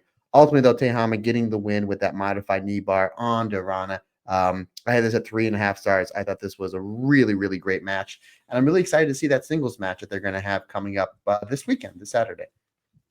Yeah, absolutely. Can't wait for that myself either. Don't forget as well that Yuki Miyazaki as well from Pro Wrestling Wave is also retiring on the 26th of January. I think it's the 26th of January anyway, but she is retiring. The person Saya Kamitani beat for the Regina de Wave Championship obviously has a lot of accolades, but I'm not familiar with her career. Moving on then, we had the singles match between Waka Tsukiyama and Momo Kogo. Matt, speaking from a very, very selfish standpoint, this was a match I also wanted to see go just a smidgen longer. However, with what Waka is attempting to achieve in looking to impress the high-speed champion, getting these victories in as short a time as possible in that high-speed style, I think this certainly served its purpose. Just a shame it was Momo Kogo on the other end. Yeah, you remember to have about 2 or 3 shows in the 5-star Grand Prix. You're just like, what is Momo Kogo's story? Or what is Waka's story? She just keeps losing in short fashion. I was like, wait and see, Rob. Wait and see. Again, what is the main thing that we criticize right away on Terrakata's booking? the heel turn of Saya Kamitani. I have not apologized for that in a long time, so I'm going to apologize. It's arguably the best thing to ever happen to the company, and apologies for my rant some 15, 16 months ago. So like, let's just wait and see what they're doing with Waka. And they're building something with Waka. This is a very interesting thing they're doing with Waka, because you remember she defeated Azusa Inaba really fast in the tournament. So now she has this was almost like a high-speed style match. We've seen Momo Kogo challenge for that belt before when Azumi was champion. I would love to see Momo Kogo maybe slotted in the high-speed division. Again, we still need challengers for said belt. And this was almost like a impromptu number one contenders match. It was a really fast, high-speed style match. Momo Kogo's great with the 619, the super kick. She does that one leap, when she gets thrown into the buckle where she just comes off the other end doing like 180 degrees high cross body. Momo Kogo's terrific. And again, somebody that is really upped her game after All-Star Grand Queendom. Again, she's another one that is really taking advantage of a lot of these stars leaving over the last year and a half. I thought she looked great here. And it's a great opportunity. Waka gets a big win, with that double underhook against Shades of Namorichi Marufuji with that double underhook chicken wing slide. Shocking Momo Kogo. And the one thing that was very apparent, and the cameraman did a great job catching this, showing how disappointed and frustrated Momo Kogo was. So if you wonder, with Momo losing this match in about 5 minutes to Waka, we're going to see a more aggressive side from Momo Kogo now. We shall see, but it's really, really interesting that she got a really good backstage promo about how upset she is with herself that she keeps losing all these matches. Hopefully that's somewhere where they go. Big win for Waka. My guess is she's next in line for May Sarah's high speed championship. Heel turn for Momo Kogo confirmed. Maybe it's hate metal Momo Kogo. Oh, 3.5 stars for me, good sir. I don't know. Stars needs the members. Stars doesn't need the members. If you were a betting man, Matt Turner, obviously we are going to get a Waka Tsukiyama versus May Sarah high speed title match. That almost certainly. If you were a betting man, what percentage are you giving Waka Tsukiyama of dethroning May? Waka loses 2 falls in about 2 minutes. I love Waka. I think that's the way they go. And then we finally get the Yuna match with Yuna finally, because they're really stretching that. And I made mention not that long ago that I think they're going to put Yuna versus May on this card. Obviously, I was wrong there, but I think maybe because again we have 2 Korakuens in October. My guess is maybe Yuna and May at the Korakuen at the end of October, and that's where Yuna gets her big win. That would be my guess. But I just think that I don't want to see it, but at the same time, it would make sense for the story if Waka drops 2 falls in like 2.5 minutes. Yeah, probably. Poor Waka. Yes, I don't think anyone dethrones May Sarah apart from Yuna Mizumori. And if that is the end of October, May Sarah will have actually held that belt for longer than Azumi held it in her second reign. So quite the gargantuan reign for the Ultimate Shooting Star. Moving on then to a 6-woman tag with that devilish clown, Matt Turner. That devilish clown spearheading a disqualification against Stars. Look, ultimately, of all the matches on this card, I think this was of the least consequence, really. When you consider who you've got in this match, ultimately, I'd argue this was the most throwaway on the card, which is a shame. It was almost like, again, sometimes when I look at matches and as they're unfolding or as it finishes, I look at it as the pro wrestler, right? And I'm like, how did they put this match together? And I mention all the time, you watch a Young Bucks match, they're not calling that they're not Midnight Expressing. They're not calling that in the ring. That's something they're calling from A to Z, which again, that's fine as long as the match is good and gets over. This match that when it finished was okay. We got 6 to 7 minutes, ends in a DQ. So we'll just do a couple spots. We'll brawl. We'll get the DQ. Okay, we'll see you out there. This was a fun match. I had it 3.5 stars. I thought it was really, really good, but it was like, it just seemed like once it got going, then all of a sudden Hates was like, yeah, let's get this. Excuse me. Oh my God. I'm excited. I apologize. I'm just Hate was like, okay, let's just get this thrown out. It like got to the point where they were just getting frustrated because this new stars trio of B, Hanan and Saida were really starting to get going with their teamwork. And then they're like, yeah, enough's enough. Let's call this one a day. So again, 3.5 stars. It was a fun match while it was there. Would I love to see this go 12, 13 minutes? Sure, because everybody in this match is great. You have Fuki and Death, who can get you at any time. Kunami, who's having an underrated, really great year. Momo Watanabe, the next challenger for the red belt. Wingori, in my opinion, the best tag team in all of wrestling this year. And B. Priestley is really, really stepping up a notch since her return to Stardom. So it's unfortunate that this was the way it was going to go. Ultimately, though, Rob, this show is going to be remembered for that main event, the semi-main event, and poor Tomoka Inaba getting dumped on her head. So I understand what it was. This was just to kind of get more heat on hate. Again, 3.5 stars for me. Moving on then to that 12-woman Carnage match. And obviously lots of different moving parts here. Something that I'm really intrigued by, Matt, and it's something that you brought up, I believe, on Twitter, about the program that you think they might be building towards in Bozilla versus Starlight Kid. Pardon me. And I know this is more sort of maybe in the shows after this one, but it was something I wanted to talk a little bit about now. Because I don't want to see that.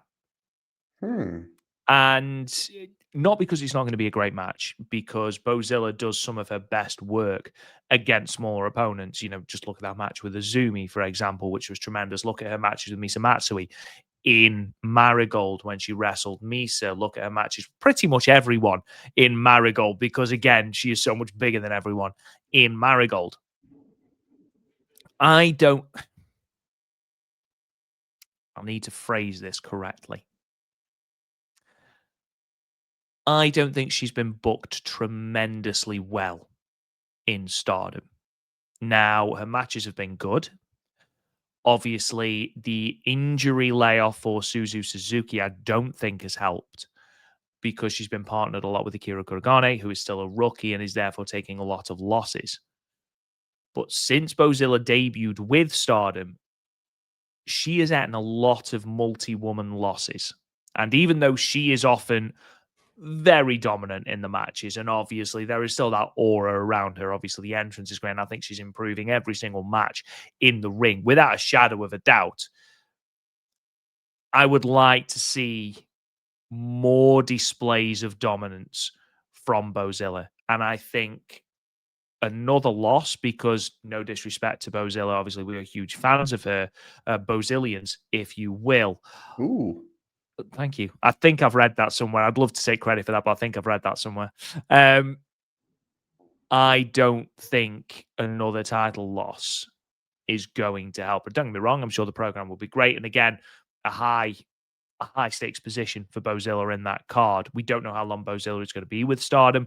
Obviously, you know, hugely over at Forbidden Door, and you know, it would not surprise me if she snapped up again. She's 22. It's worth pointing out. Wouldn't surprise me if she's snapped up by either AEW or WWE. I think she'd be phenomenal in either of those companies and a huge star for the women's division. I just don't think that another big high-profile singles loss at this point is the right way to go for Bo. You rhymed there, buddy. Way to go. I did it on purpose. I wanted to see if you'd listened. Yeah, I pay attention. I see your point. I respectfully disagree. I think I see with the multi-person losses. She made it to the playoffs in her first ever 5-star Grand Prix. That loss to Azumi, she's wrestling Azumi, one of the most tenured members of this roster. And Azumi had to do a lot. Stuff we've never seen before. The reverse Rana, the different types of destroyers. She literally had to chain her two big moves together. It was like a modified version of the numero uno into the Azumi Sushi. We've never, and I'm like, oh, maybe she should do that in the 5-star Grand Prix. She didn't, but still had a great 5-star. So I see your point, but I respectfully disagree. Again, for people that only watch Stardom, that really don't know too much of Bozilla, they're like, wow, this Bozilla really took our favorite Azumi to the absolute limit in this match. In my opinion, Bozilla's best match he's ever had. As much as like the Sareee matches and the Nai matches and the Utami matches, they're all great, but that match with Azumi, I think, is the best performance of her career thus far. Now you go into the thing with Starlight Kid. Obviously, if they do that match, Starlight Kid's going to win, right? Obviously, again, we love Bozilla, but Starlight Kid is the second biggest star, in my opinion, in this company. And again, another reason why I think it would be good for her, because it's going to be a great match. Obviously, we didn't know what Azumi and Bozilla was going to look like. We're like, this is going to be an interesting match. We know it's going to be good, but you're trying to picture how it's going to go. And then once you watch, like, oh my God, that was absolutely amazing. One of the best matches of the year in all the wrestling. And that Starlight Kid match, if they do pull the trigger on it, you know is going to be fantastic. Bozilla eating a loss to Starlight Kid, the second biggest star, in my opinion, in this company, one of the best Wonder of Stardom champions ever, which is saying something in this run in a main. And my guess is maybe that's the main event of the Cork and Hall show at the end of October. Again, if that's the way they go, I can be completely wrong. Maybe they're just testing something out just to see if there's any, if there's any interest in that match, which again I'm all for. So I totally see your point there, but I disagree. I think I'm liking the booking of Bozilla. She's absolutely crushing it. Everything she does, she's over. She's looking dominant in the matches. Do I think she should get more wins on these tag matches? Sure. Like with her and Akira, I think that obviously Akira's eating the pinfall, but I think Akira getting wins while Bozilla is the one doing the win. I think it would help Akira out. I think Bozilla should be getting some more wins. Let her the drill hole pile driver, the Liger bomb, the Styles class. I mean, she's got so much great stuff in the arsenal. Let her really build up those finishes where it's like, oh, we've seen her pin Starlight Kid in a multi-tag match with the drill hole pile driver, or she used the Vader bomb to pin May Sarah, who's in the faction with her, at the such and such show. So it's going to be interesting to see where they go. Clearly looks like Bozilla and Starlight Kid, from what we're seeing on Twitter, they want that match. I know I want that match. And again, maybe it's something like, okay, let's just put this out there, see if there's interest. And if it doesn't bite, then maybe we'll go back to something else. So we shall see. Again, I want to see it. I love to see Bozilla positioned in a top position, taking on the Wonder of Stardom Champion and Starlight Kid, another one on my short list for Wrestler of the Year. But yeah, we'll see what happens. As far as this match goes, Rob, it was kind of like everybody get a handful. It was just like nonstop action, like blink and you'll miss it. I thought this match was really fun. You can tell halfway through they really centered around Hazuki in this match, which I'll never say no to. Hazuki almost had like Rightly a circuit. so. Yeah, damn right. Like Hazuki and May Sarah, their stuff was really good. Hazuki didn't mix it up with Starlight Kid. And I remember last week I was like, I think they're going to mix it up, and they didn't. Maybe they're holding out that off or something. I just thought it was really great how FWC and Sakura Demon worked really well together. And I was like, oh, FWC, they need a home. Do I see them dancing with Cosmic Angels? Not just yet, but at the same time, I thought it really worked. I thought Mila Vita Loca looked phenomenal here as a unit, even in a loss. I just thought like they really established them like this is like the new version of Don Del Mundo. They're not heels, they're not baby faces. They're here. If they need to bend or break the rules to get the advantage, they will, but they'll absolutely kick your ass, very much like Julia, Shuri, Micah, Himika did back in the day. I get some really good DDM vibes with Mavita Loca. Obviously, when Suzu comes back, I mean that just basically accentuates their group. Regardless, though, I thought this was a solid enough match. I gave it 3 3/4 stars. It was a really, really fun match. Again, you're kind of throwing all this together where, again, this can go terribly wrong. 12 wrestlers, one thing goes wrong, it's a domino effect, but everybody hit their spots. They got in, got out, less than 9 minutes to tell their story. I thought this was a really fun one. Yeah, 12 women in 9 minutes is bold and ambitious, but it was a fun match. And just to sort of pivot back to Bozilla and Starlight Kid before we move on, the match itself will be tremendous. And again, Bozilla will get a tremendous amount of rub from being in those high profile positions. However, if we are going to go into that program, I want to see Bozilla be more dominant, allowed 100%. to be more dominant.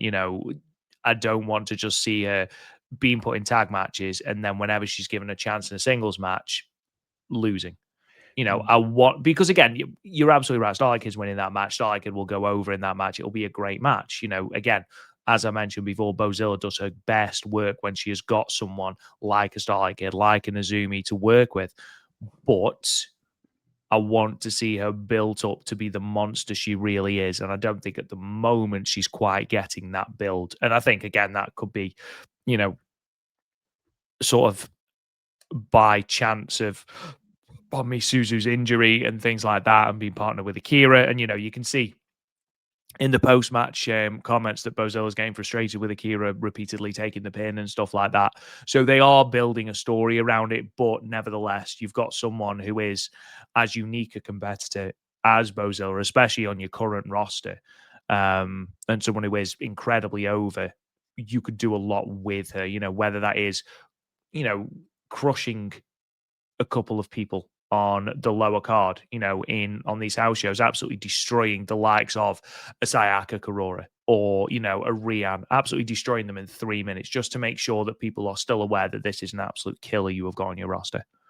There's a lot of shows between now and that Korakuen at the end of the month.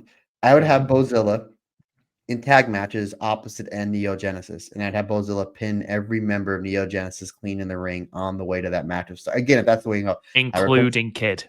I'd have her pin Starlight Kid. I'd have her pin Miyu. I'd have her pin Azumi. I'd have her pin Mei Sarah because they are the cool faction. They are the cool. Everybody loves Neo Genesis. They're all over. They're all great in the ring. Miyu Hamasaki's added a new move into her arsenal, which we'll get into. But I would have her pin every single member, and maybe even the same move. Maybe the drill a whole pile driver. So you really have that established. You really put it over. It's a cool looking move. The way she does it is awesome. So then when she hits it on Starlight Kid, and Starlight Kid potentially kicks out of it, it's a really big fall scene, a really big moment. Again, wrestling doesn't have to be that difficult, guys. It really doesn't. Have Bozilla pin every single one of these members, maybe even begin with Starlight Kid. Be like, I'm coming for that belt. And Starlight Kid's like, I don't know if I want to defend it. Like, have even Starlight Kid, who's taken the biggest ass kickings this year and has come back and has come out on top. Like, I don't know if I want this one, and then have her beat me. I'm like, I'm coming for that belt. Like, oh, and then I'm coming for that pins Mei Sarah, and then Azumi. Like, I'm coming for that belt. And Starlight Kid's okay. Look, I need to fire up here because not only did she beat me, she beat every single one member of my faction. She's the faction leader.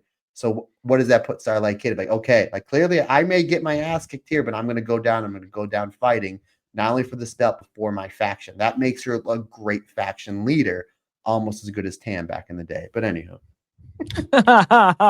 I keep forgetting Starlight Kid is actually the leader of Neo Genesis. I always forget that was also put on the line at All Star Grand Queendom, as well as the white belt. Yeah, I agree. I think that's, again, I just want to see Bozilla being able to flex because we've seen what she's able to do, and I just, again, with the circumstances, I just feel like it's sort of passing her by a little bit, which is not what we want. Moving on to the 6-woman tag that birthed our Goddess of Stardom tag match, which we're going to talk about, or which we have talked about, Raiwa Tokyo Towers officially challenging BMI 2004 those belts. That comes from this Lady C, absolutely flattening Natsuko Tora with that big boot, which is so good. However, I'm a huge fan of Kyoko Katatsu. A huge fan. I dread to think what Andy Hedder would give her new gear. Because in terms of new gear, obviously I know Andy Hedder, not a fan of the chaps, chaps. Andy Hedder, I know that you're listening, so obviously stop what he's probably listening while he's at work. That's what he usually does. So you could press the pause button or continue to listen. And obviously you have Rob's phone number and all of his social media handles. But please, Andy Hedder, please put this on social media because this is something that needs to be a worldwide, not a private conversation. This needs to be something that the world needs to hear, Rob Goodwin. Yes, I'm a big fan of Kyoko Katatsu, as I mentioned at the top of this. Not a big fan of the new gear. The new gear gives me very pajama vibes. It very much looks like something you would wear to bed. And I'm sure it probably was intended to look quite imposing. I don't quite get that. So God's Eye at the moment, obviously you've got Lady C, where the C in Lady C is chaps, which I've never been a fan of. I know that you're not a fan of, and I know that Andy's not a fan of. Chaps do not belong in wrestling, with no exceptions. And I think with Kyoko Katatsu's downgrading gear as well, God's Eye have got to up that game. Ami Sohrei looks really good, though. Ami Sohrei does look good, and Tomoka Inaba's entrance robe is always really good as well. So there are elements there. However, unfortunately, Lady C and Kyoko Katatsu bringing the team down. That's not what teamwork's all about, Matt.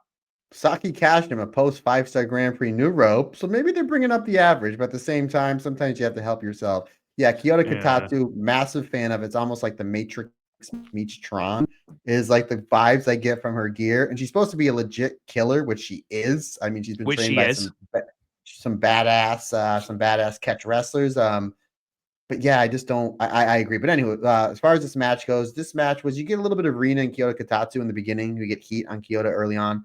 Then this turns into the Lady C show. Like Ami Sohrei's great here, but clearly it was the direction is we need to get Ami C and Lady C over in this match because the next time we're going to Korakuen, they're going to be challenged for the tag belt. Simple story to tell.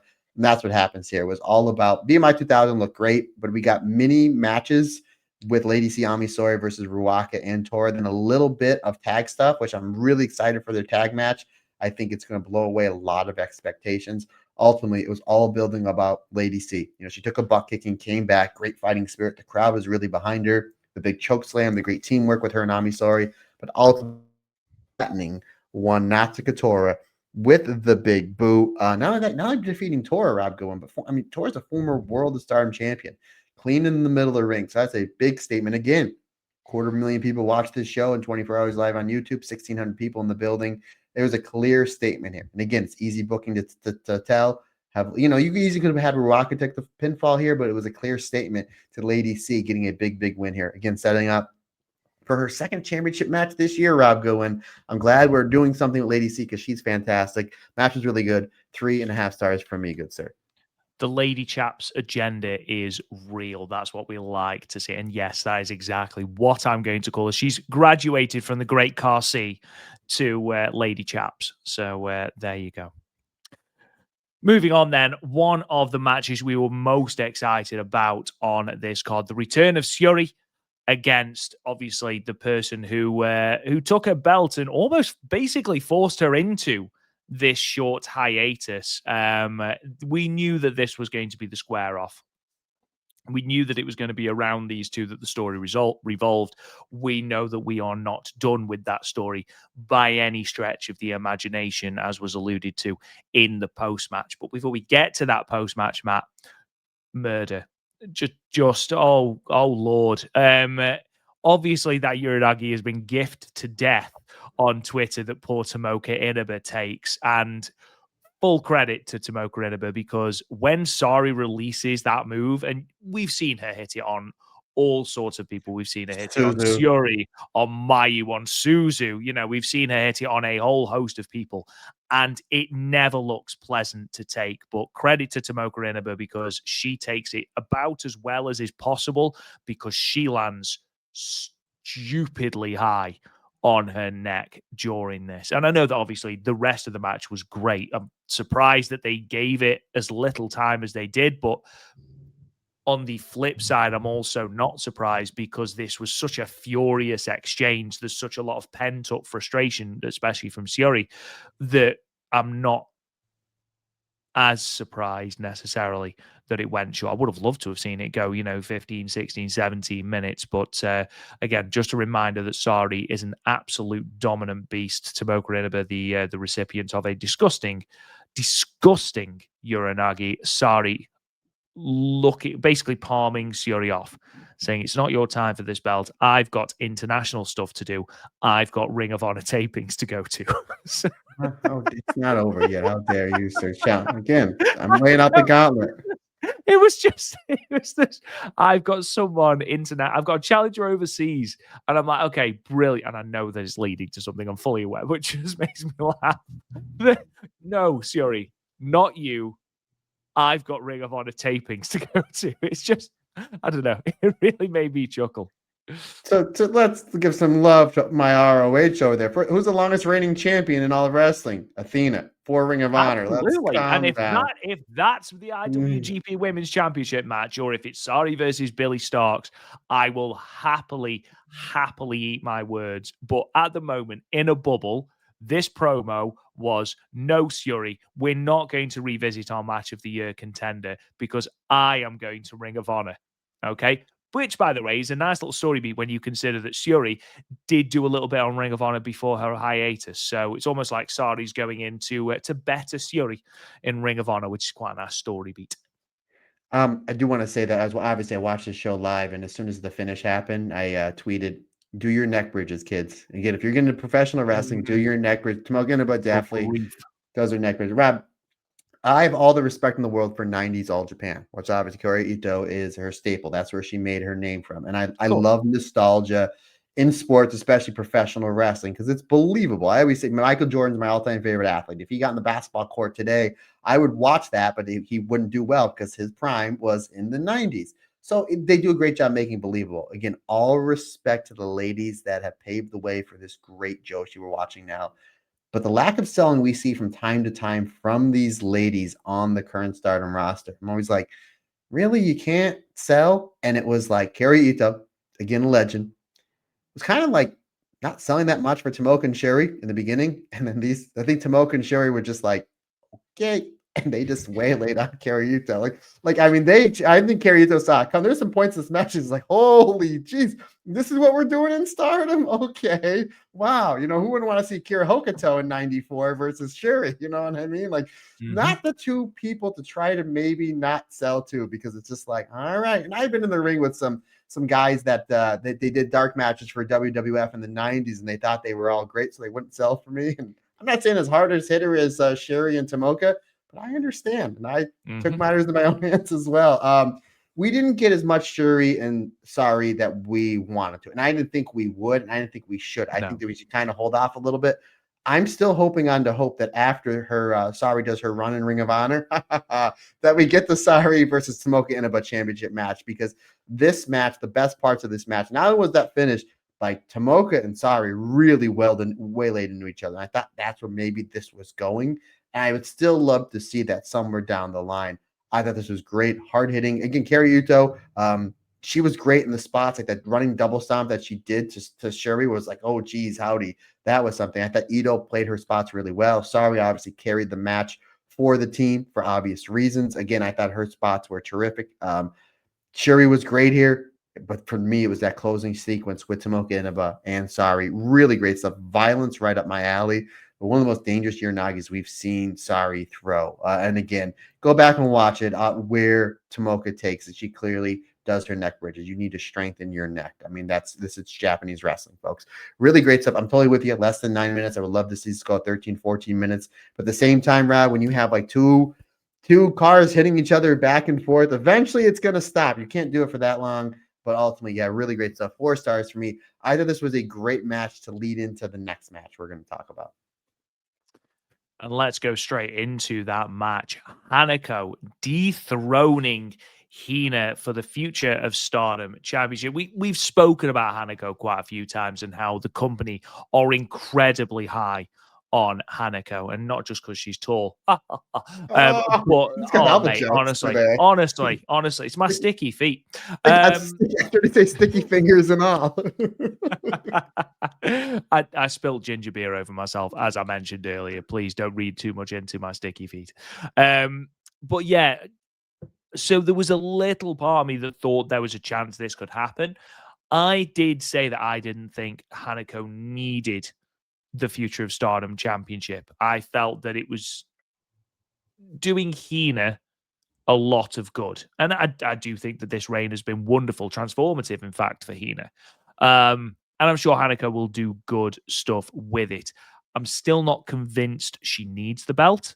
However, the feud with Aya Sakura, I imagine, is going to be very, very good, because that has been bubbling for a while. The match itself was great, was really, really good. And it's what we've almost come to expect from Hina in these Future of Stardom Championship matches recently. She's, as I mentioned, the word transformative earlier. This reign has been incredible for her confidence and her ability to lead these matches. Yeah, Rob, we talked about possibly Bozilla versus Starlight Kid for the Wonder of Stardom Championship.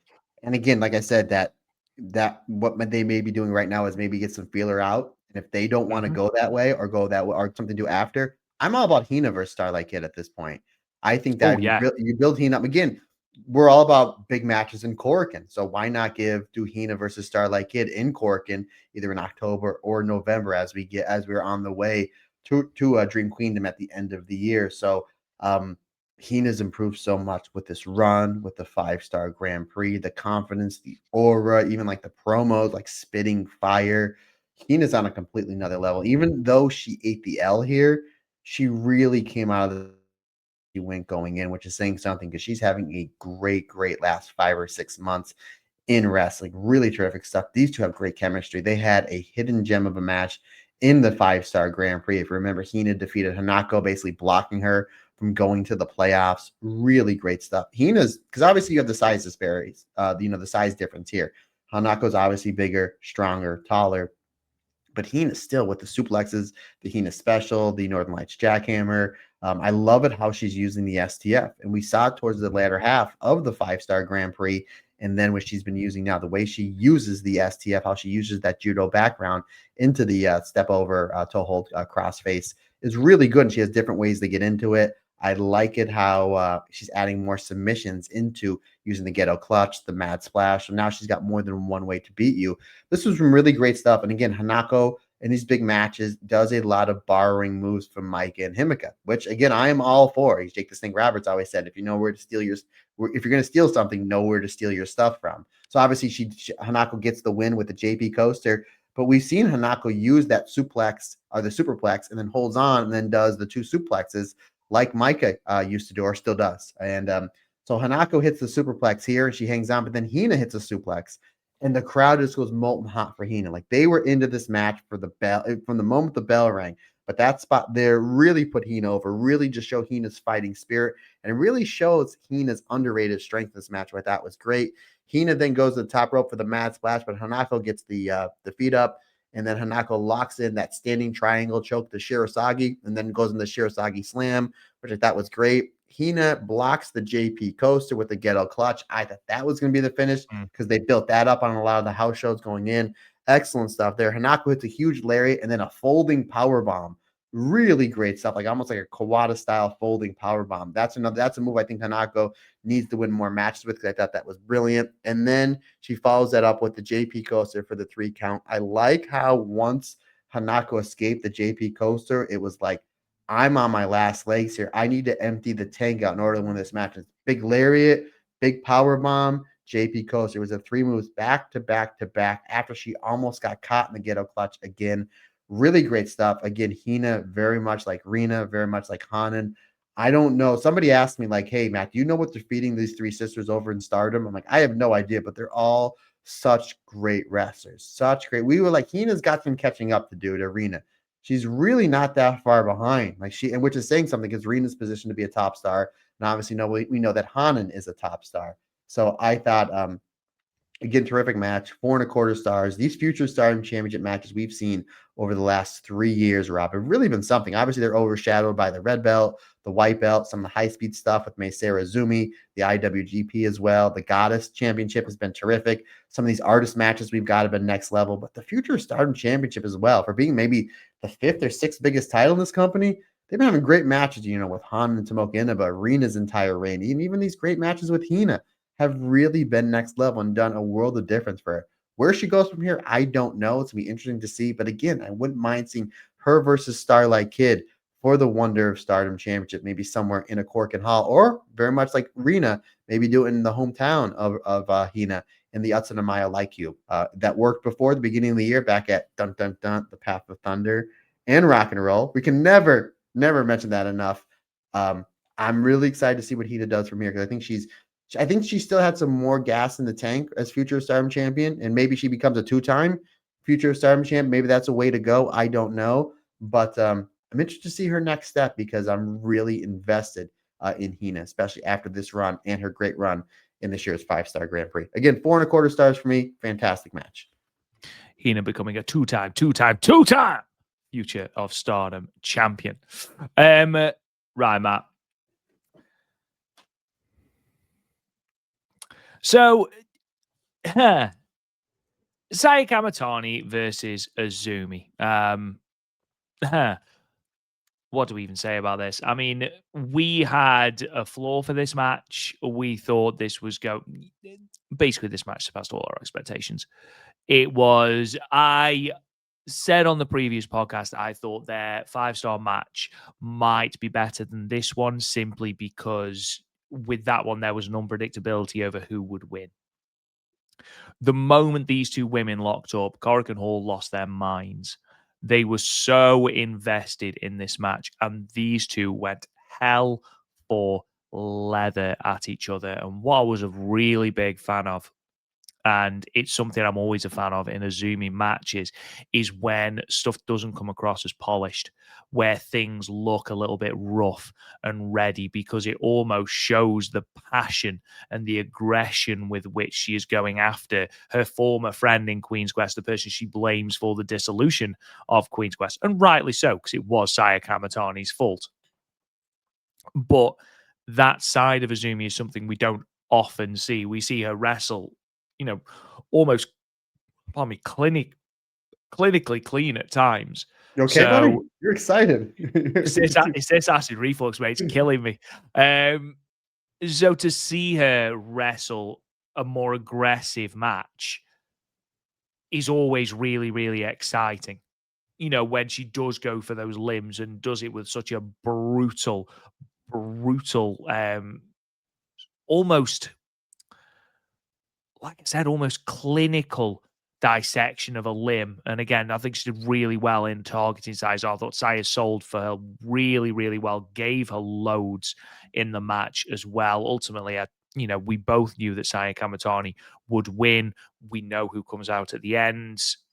There's something I want to ask in regards to the New Japan Strong Women's Championship, where it fits in regard to Stardom nowadays, because it is, let's be honest, a Stardom belt. And obviously, I want to piggyback something that Fightful Select have put out there recently. But a phenomenal match. Like, again, another in Saya Kamitani's canon of phenomenal matches. And Big Beard Booty Daddy, who big fan of the show. Big fan of Big Beard Booty Daddy, friend of the show is what I should have said. He's a fan of the show as well, and we're a fan of him. He is a fan of the show. Hey, That's absolutely all what I was trying to say in one all sentence. love. It's all love. He put out there about Saya's white belt run and Saya's red belt run. And I sort of said about how Saya's white belt run was the making of Saya Kamitani. It was the run she needed to have.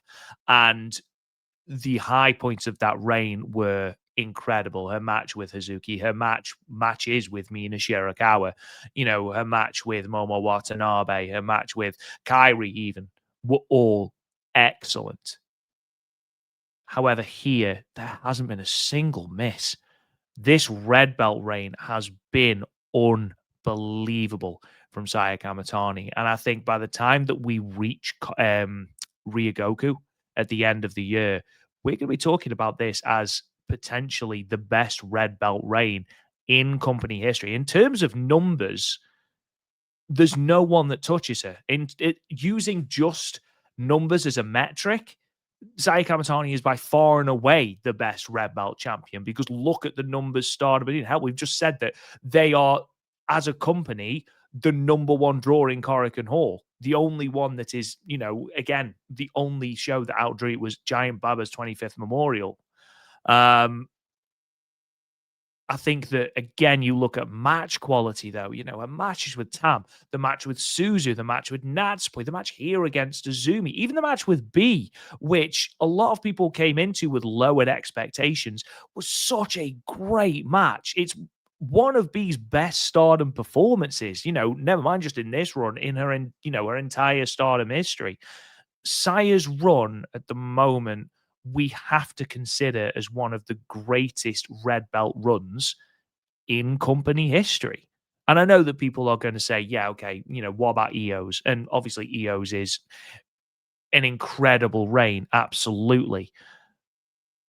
Obviously Mayu's, the 377-day run, which was so important because of everything that was going on with the company just coming out of COVID, Hannah's passing, Arissa's retirement, clap crowds, all of those things.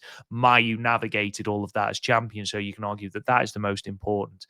However, there has to be a conversation now of Saya Kamitani's red belt reign. And again, it's completely subjective as to what you class as the best, or what you class as the greatest, or what you class as the most important. But Saya Kamitani has to be in that conversation now, because for my mind, I can't think of a better reign, with the exception of EO's second run with the red belt. And in terms of match quality, Saya's floor is considerably higher than some of the matches in EO's V14. Let's have the conversation now, buddy, because it's a hot topic. Let's have the conversation now. My opinion, the greatest wonder of Stardom champion of all time. I don't think there was many misses in that. I'm going through it in my head. And again, if you're a Patreon member, I did a long, like almost 3-hour solo episode on Kamitani's full run. I think like the worst matches is the Unagi match and the Haruka Yamasaki matches. And there's still like 4-star matches. They're still good matches without a shadow of a doubt. they're just nowhere near as good as Starlight Kid, Mirai, No, Natsupoi, the two Tam matches, the Utami match, Hazuki. the Hazuki. That's the best. Micah, Himika, Kyrie, the Mina stuff. I mean, again, in my opinion, and again, we're going It to talk got about better and better, didn't it? it's insane. In my opinion, the white belt run, and it's a different character. The white belt run had the best match in Mina's career, the best match in Hazuki's career, the best match in Starlight Kid's career, the best match in Mirai's career, even Micah. That Micah white belt match is my favorite Micah match of all time. The Himika match is my favorite singles Himika match of all time. With the exception of the Mayu IWGP final, Kyrie's best match in her return to Japan was in there. One of the best Natsupoi matches. There's so many great matches in Certainly the that best run. Saki match as well. Yes, the Saki match was like a 9-minute like sprint, like really great stuff. That Kamitani Wonder Run is unbelievable. In my opinion, probably the third greatest run in Japanese wrestling in the last. I'm a fourth best run, the last 25 years. I'm going to go with that. Okada, Okada record breaking one, the Kabashi GHC. The Tanahashi stuff's good, but I'm talking singles run. Like if you put them all together, it's there. Then maybe the EO run, but not just her white belt. As far as the red belt run goes, you said let's have the conversation. As far as numbers go, absolutely, she's doing numbers. I think, and I could be wrong, but I think if you take two of the EO versus Mayu red belt matches, as far as numbers go, and combine them, I think it's right around the same amount of numbers that Saya did with Azumi here in just one match. I could be wrong. I don't think I am. I think one did 800 and one did like 900, something like that. I could be wrong, but they're not far off. So as far as numbers go, the number one, and you know this, Rob, you're a numbers guy. By the way, Rob does such a great job with these statistics. I love it. That the biggest drawing match in Korakuen Hall history was Mayu versus Momo. It was like 1,500 at the 9th anniversary show. Saya has beaten this number 3 times this year alone. 3 times, and she did it with Suzu. She did it with Tam. She did it with Azumi. Her and Tam Nakano at All-Star Grand Queendom did 2,000 more tickets than their number one drawing show with Julia versus Tam. They brought in Fua Chan, who was a big YouTube star at the time. They brought in Mercedes Monet for that dream match versus Mayu, and it did 2,000 more tickets. 2,000. So as far as ticket drawing goes, she's got to be considered number one. As far as match quality goes, I completely agree. Like that EO one to me is still number one for now. Saya's not done. We know we're getting Momo. We know we're getting at least Momo, at least that one. And we think there's going to be more. So we know we're getting Momo. Momo's on the run of her career, which is saying something because Momo has been great since she's been 18 since 2018. So it's like you're right with the EO matches. Like I think the bottom floor for Saya is the Sayaka Kurora match, which was still like a 4.5-star match. It was a great match. Easily Saya. It blew expectations out of the water, that match did. When you've got Korakuen Hall fighting on a near fall of Sayaka Kurora against Saya Kamitani, and all logic told you that Saya Kamitani was not dropping the belt to Sayaka Kurora, but the match was good, that you forgot that. Momentarily, you forgot that. And again, if you've got a crowd at that point, you're doing a good job. Yeah, it's better than some of the other matches that EO had in that run. But at the same time, you have the trilogy, the Kyrie stuff, the Mako Satomura match. Again, it's a great conversation. I will say this for right now, Rob, I have this Saya Red Belt run number 3, just below Shuri's run. Just below Shuri's run, because Shuri, the Utami matches, obviously the Utami match the one that got 5 1/4 stars, that goes to the Utami run because it's not a Shuri red belt championship match. So that goes to the top. But I have her. I think Saya's run is better than the Mayu 2020, which is saying something. I think better than Utami's run. And I think her and Shuri are right neck and neck. That's how great the Shuri run was. But at the same time, there's never been a wrestler in the history of Stardom that have had an unreal wonder run, real world run. They're never as good as EO's wonder run was nowhere near as good as Arisa, as good as Saya, as good as Momo, as good as even Starlight Kid right now, as good as Mayu's Wonder Run. Obviously, she got injured, and so there really wasn't much substance there. Tam as well. They were both pretty good, the World and the White and the Red, as well as Julia. But Saya's on a completely different level right now. She's on a completely different level where literally the point, if you think she's having the greatest Wonder Run right now, better than EO, better than Shuri, I'm not going to disagree with you. Again, the numbers don't lie. As far as star power goes, she's number one. Will she be number by one? a Yeah. distance. Which again is crazy. And I understand it's a different star and the machine's different. But I mean, you got to give props to Kamitani. Again, in my opinion, the greatest Wonder of Stardom champion of all time and a completely different character. And now what she's doing here as a heel.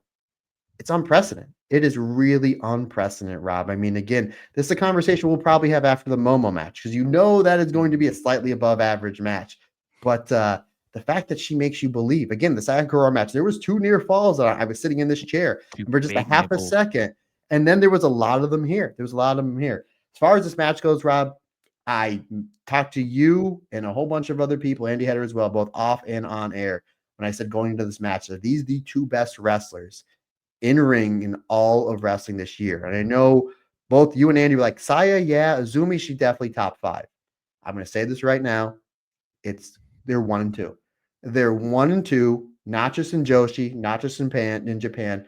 After this match, Kamitani is the best wrestler in wrestling this year, bar none. Azumi is not that far behind. I don't know who number 3 is. Maybe Bandino, maybe Io, maybe Takeshita, maybe Starlight Kid.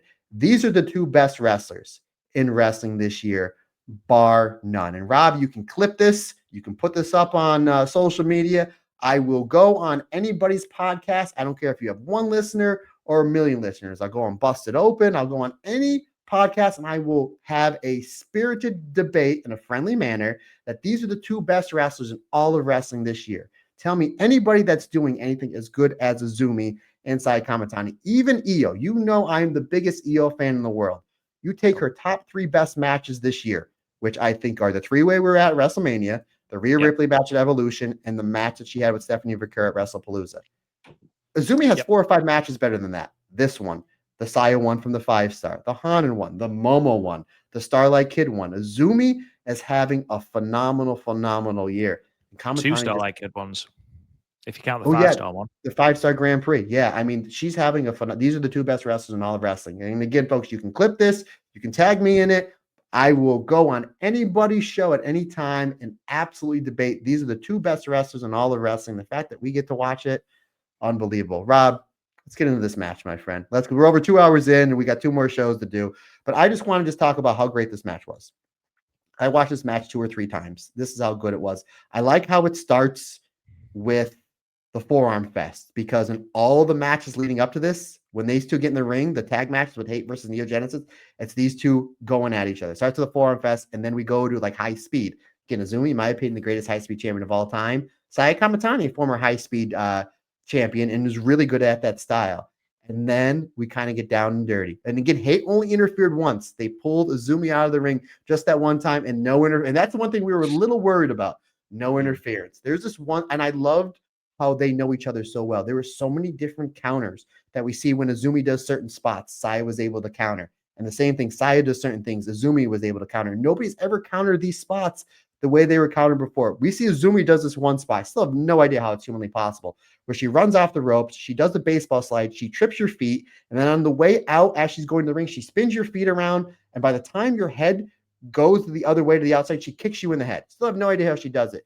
She goes to do it to Saya. Saya knows it because she knows Azumi, and she kicks Azumi out of the way. Azumi gets into the front row and then runs from the front row, and in one fell swoops, as Saya's trying to get up, she jumps up on the apron, holds the bottom rope, somehow gets her foot in between the second and third rope, and hits Kamitani in the head. And kudos to Kamitani, great feat. I'm like, how is that possible? That's something out of a video game. I don't know if Azumi's real. We did get to meet her a whole bunch of times.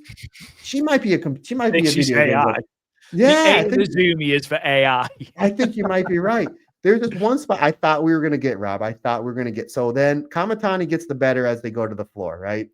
They go to the top part of Korakuen Hall. And we haven't seen in quite some time in Stardom. Back in the day, Mayu, Kairi, Io, like, okay, championship match, somebody doing something crazy off that. So I was like, we haven't been to this part of Korakuen Hall in a while. If they're going to do it, this is the match to do it. Kamitani throws Azumi through the door. And then Daichi starts yelling at Saya. We don't see Azumi for about a minute. And I'm like, Azumi's clearly going to go outside and she's going to jump off the entranceway there like we would see Io and Kairi do. We didn't get that. Eventually, Kamitani follows the rules, which was weird. And she's like, okay, I'll go I'll go down the steps. And everybody was actually kind of laughing. I'm like, I thought we were going to see Azumi jump off that. Regardless, we go back into the ring. We saw this counter before. We saw it at the 5-star Grand Prix match that they had a few weeks ago, where Kamitani does that jumping spin kick, and then Azumi catches in the armbar. So we see it here, and that's the only time we've ever seen a counter that way. So I really like that, but then Kamitani clasped her hands and looked like she's going for the schoolboy suplex that she does. As she picks Azumi up, Azumi turns her body and then does almost like a body press onto Kamitani, very much like how Kamitani pinned Tam back at their championship match back in March of 2022. But instead of pinning her, she goes back in the armbar. So I really enjoy that. I thought that was great. Again, it was really great counter wrestling. And then these two, it's back and forth, back and forth. It's nonstop. The point where it's like, okay, somebody's going to need a breath. So you know you're going to eventually get that big double down because we got to catch our breath and bring it back up. When's it going to come? Azumi goes for the C4 bomb. Kamitani lands on her feet, and then you just see Azumi look up. Like, where'd she go? By the time she looked up, it's too late. Kamitani, after landing on her feet, double stomp onto Azumi. Then Kamitani sends Azumi off the rope and hits that big drop kick, and now we pause. As I always say, that's the big exclamation point onto that big sentence. So it's like, boom, that's it. Now we pause. Now we get a breath. So now we're going back and forth with the strikes, the high-speed offense, just really great stuff. Azumi, even in a loss, she controlled like 65% of this match. She had a lot of offense here. She was in control for a long time. She was in control. Like, I mean, Saya Kamitani made Azumi look like a bigger badass than she already is. Then there's the spot. They literally copy and pasted it from their 5-star Grand Prix match a few weeks ago. If it's not broke, don't fix it. Kamitani gets the advantage. She goes for the Star Crusher. Azumi gets out of the way, and then she does the double Azumi Sushi. And Rob, it's almost in the same exact spot that she pinned her a few weeks ago. So most of those people in Cork and Hall, they kind of have the same seats. You're just like, wait a minute, I've seen that. And everybody bit on the falsie. But even before that, Azumi grows so much in this match because the first Azumi Sushi, Kamitani kicks out. And Azumi, just when she kicks out, she bangs the mat like she's frustrated. Like, ooh, usually we see people when they get frustrated, the psychology is that's their downfall. Azumi grows in this match because she stays on Kamitani. And there's some wicked destroyers, the double underhook destroyer, the running destroyer. Azumi goes to the top rope after a double stomp. Looks like she's going for another double stomp, but then Kamitani catches her. I'm like, yeah, Kamitani's going to hit the top rope, Rana. That doesn't happen. Azumi hits this flipping destroyer off the top rope. Just some really, really insane stuff. Azumi eventually goes back to the armbar on the numero uno after she hits the La Mystica into the armbar in the numero uno. And then Kamitani, we've seen this so many times. When she does the schoolboy, she either does the schoolboy suplex or the blue thunder bomb. It's one or the other. But she did both of them to Azumi. She finally blocks the armbar and then does the schoolboy suplex into the blue thunder bomb. I'm like, that is great.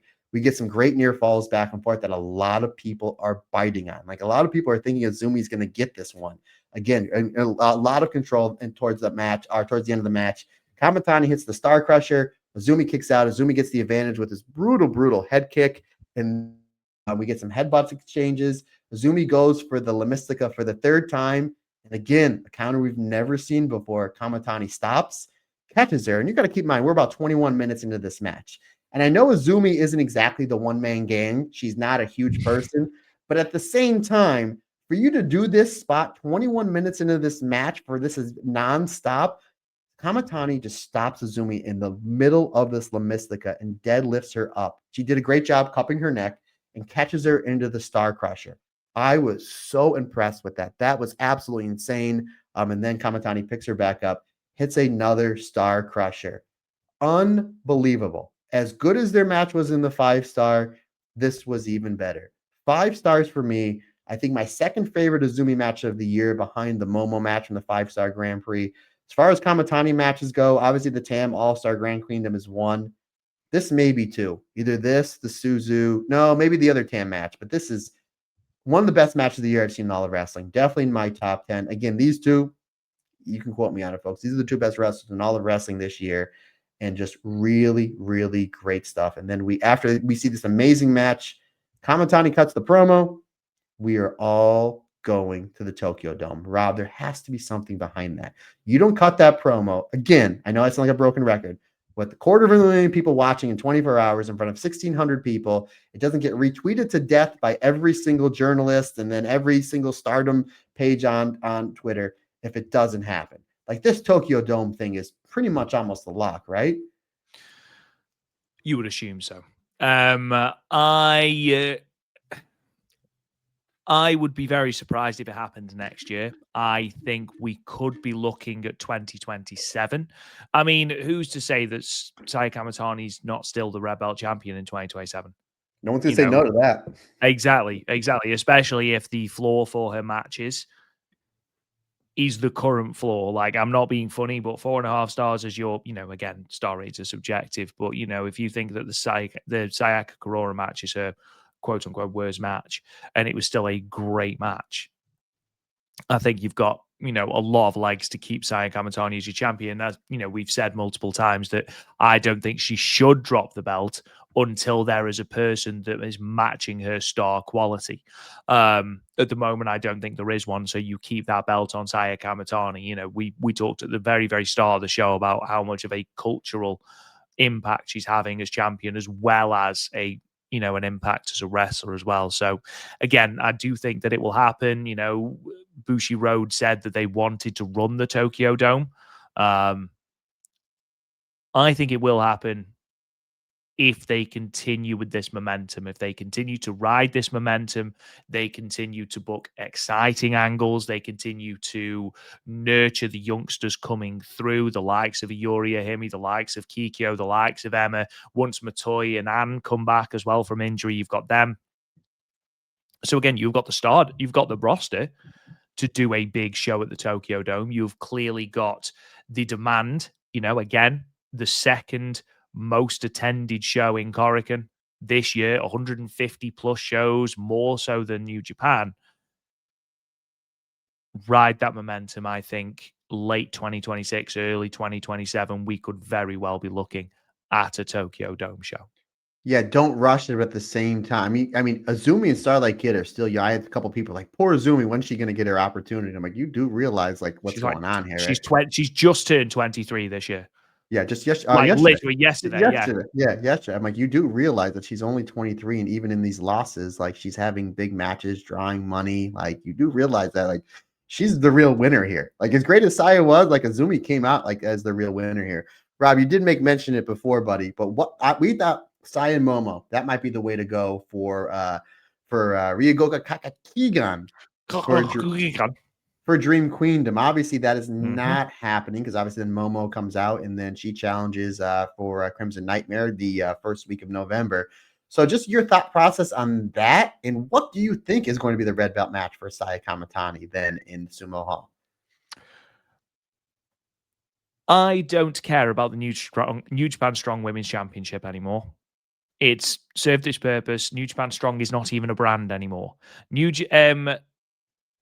Fightful Select it's just been tweeted out, literally, because I've got the news up on my Twitter feed so that we could talk about it, and it's still on.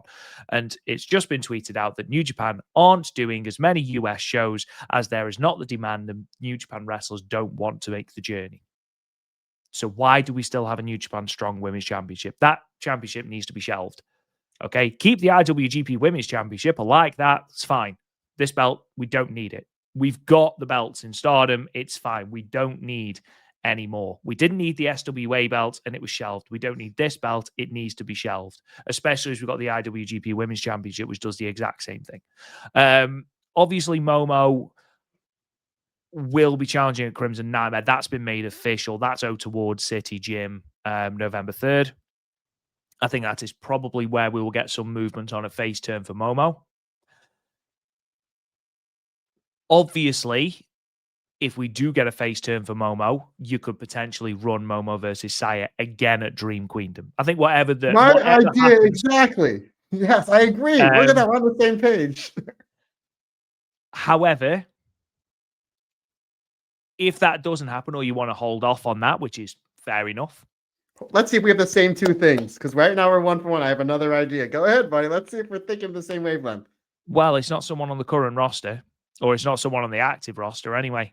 There is someone who, by the time of Dream Queendom, should just about be back from injury. And that, of course, is Micah.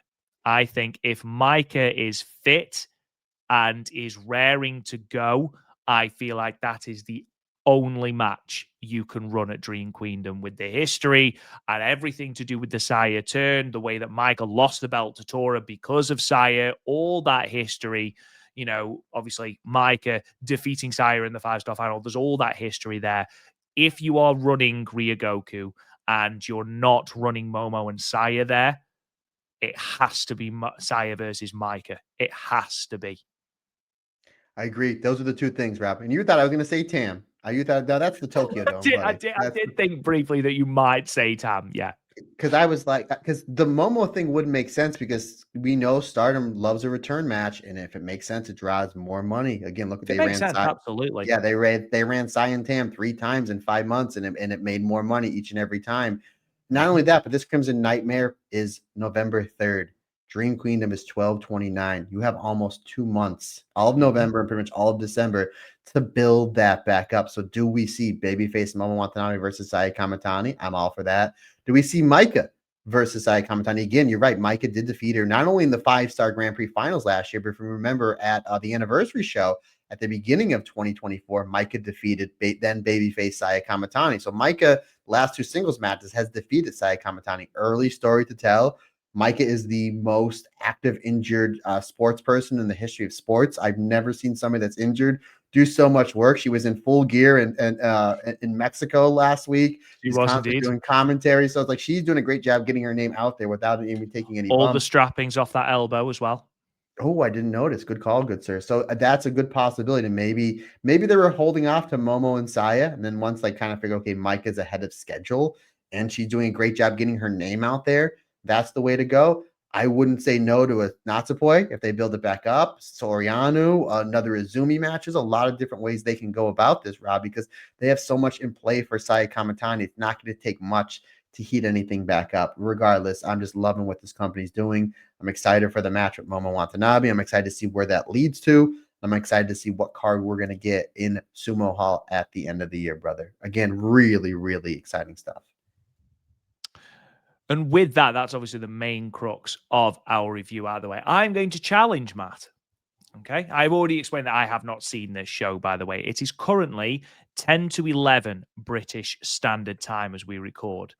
We are going to go to the show from the 28th of September. Now, Matt, I want you to fire through this review as quickly as you can. That is your challenge, good sir.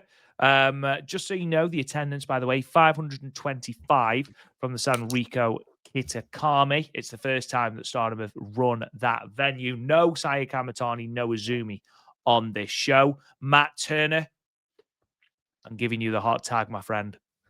I'm going to run through this quick for 2 reasons. 1, Rob needs to go to bed, and 2, I can smell some cooking going on. My wife is a phenomenal cook. So we're going to rock and roll. We open with Natsupoi, Aya Sakura, and Sayaka Kuroro getting the win over Waka, Rihanna, and Hanako, when it is Aya Sakura escaping the JP coaster for a leg capture roll-up on Hanako to get a win. Really great stuff. Obviously, Cosmic Angels versus EXV. Most of this match was just built around Aya and Hanako building up their championship match coming up at Historic Crossover. Number 3, 3.5 stars for me. Speaking of 3-way dance, match number 2, Kyoko Furusawa, Momo Kogo, and Mei Seira. Again, really great stuff with Momo Kogo and Mei Seira.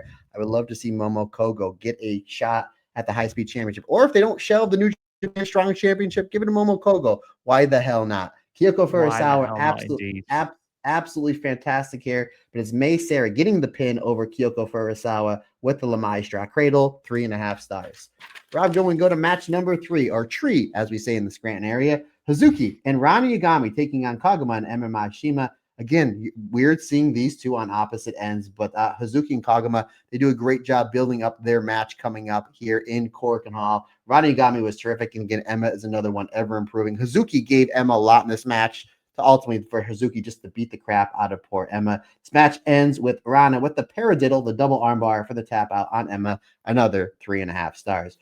Rob, going match number 4, Saeed and Uriah Hime representing Stars, taking on Rina and Momo Watanabe. Rina and Momo Watanabe, really good chemistry as a team. There's some really good stuff here. Saeed and Momo Watanabe, there's a part in this match, and it's the best part of this match, Robin. It's not going to surprise you, where they just stand in the middle of the ring, chop, kick, kick right up my alley. Rina here was terrific. She had a really great closing sequence with Uriah Hemi. I would love to see Uriah versus Rina in a singles match. Ultimately, it is Rina with the second and third rope knee drop, having hit 2 of them back to back, putting away Uriah Hemi. 3 3/4 stars, the win for Team Hate. Semi-main event, Starlight Kid and Miyu Amasaki versus Bozilla and Akira. We talked about this earlier, how there was a lot of Bozilla and Starlight Kid stuff. I thought that was the best part of this match. Akira was terrific, really terrific stuff. Miyu Amasaki really bringing a lot of great fire post 5-star Grand Prix. She does this underhook, almost like Hun special, like a double underhook blockbuster move that I dubbed the Miyu special, because I think that was terrific here, adding into her arsenal of DDTs and whatnot. Ultimately, though, is Miyu Amasaki putting away Akira with the Tensai, 3 3/4 stars. Again, the main crux of this match is a potential Starlight Kid versus Bozilla Wonder Stardom Championship match. Main event, as you see it on our screen, you have Shuri, Lady C, Amisori taking on BMI 2000, Toru Ruaka, and Konami. Not as much Shuri versus Konami violence as I would like to see. We still never got the resolve of that to their feud at the end of the year. This match was mostly BMI 2000 versus the Tokyo Towers building up their championship match. It really seems like they're easing Shuri back into things after her little bit of a hiatus from her injury. Again, ultimately, though, this was just making Lady C and Amisori look really, really dominant. But it is Shuri that is forcing Ruaka to tap out with her version of the stretch muffler, the White Tiger. My favorite match from the show, 3 3/4 stars. And ladies and gentlemen, that is how it's done. That was impressive, good sir. Well done. Let's move on then to the show from the 29th. Let's see if we can match that intensity. Let's go full Miyu Amasaki and match that intensity with the show review from the 29th. So Stardom did make their way to Sugaru City. I apologize. Their 20th anniversary. It was technically a homecoming show for Rian. The first time Stardom have ever run the Ito Mining Arena in Aomori. Drew 1,238 to a house show, which is honestly phenomenal. Again, first time they've ever run that venue, tending to run the Maeda Arena, the Utri Multipurpose Hall, and the Aomori Martial Arts Hall, to name a few in Aomori. Previously, again, over 1,200 people for a house show is a remarkable achievement for Stardom. In terms of the results, we're going to whip through these as quickly as possible. 8-woman tag match. The Hate team of Saya Kamitani, Momo Watanabe, Natsuko Tora, and Ruaka defeated the God's Eye team of Shiori Amisori, Lady C, and Rani Yagami. Tora getting a little bit of revenge by pinning Lady C with the body press in 12 minutes and 35 seconds.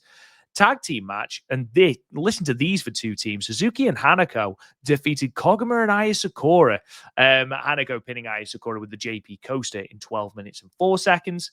6-woman tag, the Stars team of Saya Ida, Momokogo, and Yuri Ahimi defeated Meisera, Kikyo Furusawa, and Emma Maishima. Sairida submitting Kikyo Furusawa in 9 minutes and 31 seconds. Tag team match, Cosmic Angels team of Natsupoi and Yuna Mizumori defeated the EXV team of Waka Tsukiyama and Rian. Rian's homecoming show, be damned. Natsupoi pinning Rian with the Fairyal gift in 13 minutes and 41 seconds. The heel fairy that she is.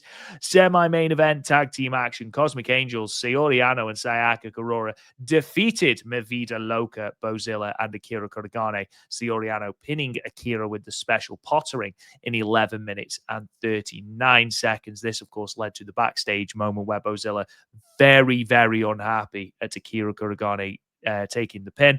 Then in your main event, Neo Genesis, Starlight Kid, and Miyu Amasaki, who seem to be teaming a lot together recently with the Goddess of Stardom Tag League just round the corner. That could be an interesting pairing. Defeating the Hate team of Konami and Hina, Starlight Kid, pinning Konami with the moonsault in 14 minutes. Matt Turner, let's whip through these matches. I don't want you to miss out any longer on your wife's fantastic cooking. So let's get into it. It smells so good. By the way, it was Konami and Rina, not Hina. Oh, did I say Hina? You got Hina on the brain. You got Hina on the brain. Literally have Rina written as well. This opening match, I love we start with Momo and Sherry because they beat the crap out of each other. And again, Of you always think about that match in the finals of the 2021 5-star Grand Prix. Again, great stuff with Saya Kamitani. You can see Saya was kind of taking it easy after that war with Izumi. This match again is mostly building to Ami Sourei and Lady C versus BMI 2000. They're doing a great job using these house shows to drive those big championship matches, whether it's Korakuen Hall or pay-per-view. Really good opener. Rana Yagami looked great. I want to see Rana versus Momo Watanabe in a big singles match because they had great chemistry. 3 3/4 stars. Look at all the star power you have in this match. Great way to start off the show. Yeah, really good way of opening it. And again, just reminding us that we have a potential Saya and Syuri red belt match just in the back pocket. Put that on So Hall if you need to. Again, I know we've said about how it's obviously going to be Micah or should be Micah if it's not going to be Momo, but if you were to put Syuri at the top of the card against Saya, I don't think there'd be a single person complaining, though I do think it will probably be her versus Sareee for the IWGP Women's Championship. The weird tag match, which I really enjoyed, Hazuki and Hanako versus Koguma and Aya Sakura. Matt, what did you think? Again, this is basically a preview of what you're getting at Historic Crossover 2 with Hanako and Aya, and then Hazuki and Koguma coming up in Korakuen Hall in just a few weeks' time. There's this one spot where Hazuki goes for the boot scrapes, Koguma stops it, and then Koguma tries the boot scrapes on Hazuki. That's not going to end well. Then Hazuki stops that, and then Hazuki usually hits like 2 or 3, and then she does the running one. She hit about 10. Like I've never seen her do that much before. It's like, yeah, you want to steal my move? You want to steal my move? Sometimes hit your friends harder. Yes, exactly. You know where I was going. Obviously, there was great stuff with Koguma and Hanako and great stuff with Aya and Hazuki, but ultimately this was just kind of 2 singles matches paired off. And I love the chemistry with Hazuki and Koguma. It looks like that this match in Korakuen Hall is going to be really, really something. Ultimately, Hanako hitting Aya with a JP coaster. I thought this was a great match, my second favorite match of the show. 4 stars for me. 6-woman tag team match, Stars versus Meisera and Friends. Again, with Hanan being absent through injury, Sareee sort of taking the lead here in this match, Matt. How do you think she did as, let's call her the vice captain of Stars? She was great. Again, Meisera and Momo Koga was the highlight for me in this match. Really great stuff. Great. And maybe that's the way they go. Excellent stuff there. Obviously, Uriah, Emma, and Kikyo, the rookies in this match, really great stands out. But like once the match again towards the end, Saeed is like, all right, let me back clean up and let me take this one home. Shoulder tackles, the lariats. Austin Crab, which we don't get to see her win a lot of matches with. I like the way it's built up. Really great finish with everybody looking really good with Saya putting away Kikyo with the Boston Crab. What do I have? 3 3/4 stars. Really enjoyed this one. Kikyo currently undergoing the Stardom Cast curse, which happens every single time we point out a wrestler isn't taking many pinfalls. They instantly take a shed load of pinfalls. Congratulations. Yep, absolutely. It's an honor to be classed amongst the likes of Hummingbird. Moving on to the tag team match between Cosmic Angels and EXV then, as Natsupoi makes it a very unpleasant homecoming for Rian. Stone Cold Rian. Very much like Korakuen Hall, Natsupoi giving Rian a lot in this match. And Yuna as well, but they did a great job highlighting Rian in this match, even though a loss. And again, we know that Yuna and Waka, the way it's being built up, they're probably going to be the next 2 challenge for the high-speed championship. If Yuna does the throw on Meisera, which we think should happen, I would like to see Waka be a V1 or a V2 because they had really, really great chemistry. And speaking of great chemistry, obviously Yuna usually teams up with Aya. Natsupoi usually teams up with Soriano. Really great underrated chemistry with Yuna and Natsupoi in this one. Really great stuff. Again, Natsupoi going out of her way to make Rian look like a star. Ultimately, though, putting her away with a farewell gift. 3 3/4 stars for me, good sir. Soriano, speaking of Soriano and Sayaka Karura, they defeated Mavida Loca. Even though Bozilla was angry at the end of this match, I don't want to see her and Akira Kuragani fall out because they're a really good pairing. And I'd really quite like to see them do damage in the Goddess of Stardom Tag League if Suzu is not back. Although I think Suzu is due back in the middle of this month. So maybe we see Bozilla and Suzu Suzuki as a team, even though, again, there's only really 3 members of Mavida Loca. Maybe we'll see one of those 3 is going to have to team with someone else. Maybe this whole backstage promo is something to fire Akira up, and then we see them we see them starting to get some wins, and maybe that is on the path to Bozilla's championship match, like I said about an hour or so ago. Hopefully. Bozilla's trying to attest her strength with Sayaka Kurora, and Sayaka Kurora gets Soriano in, and they basically she gets on top of Soriano's shoulders. I thought that was a great way to start this match. This was a fun show. This was a fun show. I thought this was really good stuff. Bozilla looks dominant here as well as she should. We mentioned this in their 5-star match, and we're mentioning again, Bozilla and Soriano have really great chemistry. I mean, just great stuff. That was the highlight for me in this match. Ultimately, though, it comes down to Soriano and Akira, and Soriano gives Akira a lot. Akira hits a lot of big moves. Soriano comes back with the perfect plex for a 2. Kira fires back out with forearms, cross faces, hits that bridging half-out suplex. That scores her 2 count. And then Akira looks like she's going to go for almost like a version of the Shining Wizard. Soriano, ever so clever, Rob Goodwin dodges that and then rolls up one Akira with the Potter ring. Fun match for me. 3.5 stars. Arguably the most dangerous move in pro wrestling. Going past the Kish Kasai, I would argue the special pottering. Nobody kicks out of the special pottering. Main event time, Starlight Kid and Miyu Amasaki. Again, a lot of times we are seeing these two team together. Maybe we'll see Starlight Kid team with Miyu in the tag league rather than Azumi, where we got obviously Starlight Kid and Suzu instead of Azumi last year. Maybe we'll get a breakup of O2 line and see Starlight Kid and Miyu Amasaki for a completely different dynamic again in the tag league. I would be opposed to that because these two are great together. And then we get the High Speed Sisters, Mei, Sarah, and Azumi as a tag team. Boy, howdy, that would be something. This was great. Konami and Rina. I mentioned Rina and Momo. Really great chemistry as a team. Obviously, Rina and Konami, 2/3 of the Artists of Stardom champions with Rob's Lord and Saber, Fuki, and Death. These two, Rina and Konami, we'd love Devil Princess, Azusa, and Rina. You want to talk about mixing up teams? If they do Konami, Konami and Rina, I am all for that. They do this spot where they build towards it to the end, and it's really good. Where Rina sets up for the Pink Devil, and Konami comes off the top rope with the Bulldog. I thought it was that's excellent. And again, they do great stuff here. Starlight Kid, you forget because it seemed like his Starlight Kid's last 4 or 5 months have been so good. You forget that her early championship defenses was against Rina at the Path of Thunder, dun dun dun, rock and roll, and then Konami a month later at the end of the Cinderella tournament. And there's great stuff here, both single stuff with Starlight Kid and Rina, Starlight Kid and Konami. Excellent stuff. The way that Miyu comes in for the saves in certain parts of this match was great. Again, folks, we know there's a lot of wrestling, a lot of Stardom to talk about. If you're only watch one match from this show, it's this match. This was great. Yeah. This was one of my favorite matches of all 3 of these shows. This was next level stuff, considering the fact that we don't usually see these pairings quite often. I thought this was really great. So Starlight Kid, again, we mentioned Saya, Azumi, Io. Starlight Kid for me is in that top 5 for Wrestler of the Year as well. And the fact that you have 3 wrestlers in Stardom that, in my opinion, are top 5 for best wrestlers in all the wrestling this year, goes to show you what a great company Stardom is.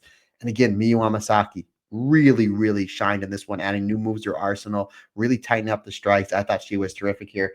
Ultimately, though, Rob Goodwin, and I love how they build up the moonsault. Starlight Kid goes for the moonsault towards the end of the match. However, Konami gets out of the way. We get some great near falsies back and forth, great teamwork. Eventually, Miyu Amasaki, she comes in, hits the big cradle DDT onto Konami. That opens up the door for Starlight Kid to finally hit the moonsault. Great job building up the moonsault. Great job building up Miyu Amasaki as kind of Starlight Kid's savior in this match, which is saying something because it's Starlight Kid.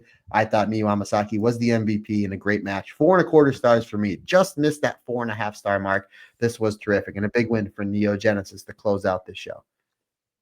Absolutely. And again, there you go. Our reviews don't have to be massively long. We just like them to be. Nevertheless, just a reminder that next week, if Historic Crossover is available to watch, which it doesn't look like it's going to be, at least in time for next week, it's probably just going to be a review of New Blood.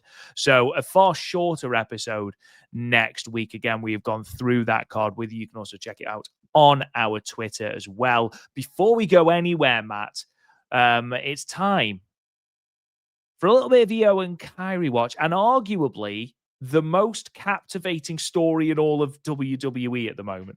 I think so. I mean, then again, it's pretty much the only thing I'm watching in WWE. I just don't have I love Cody, obviously CM Punk, that's my guy.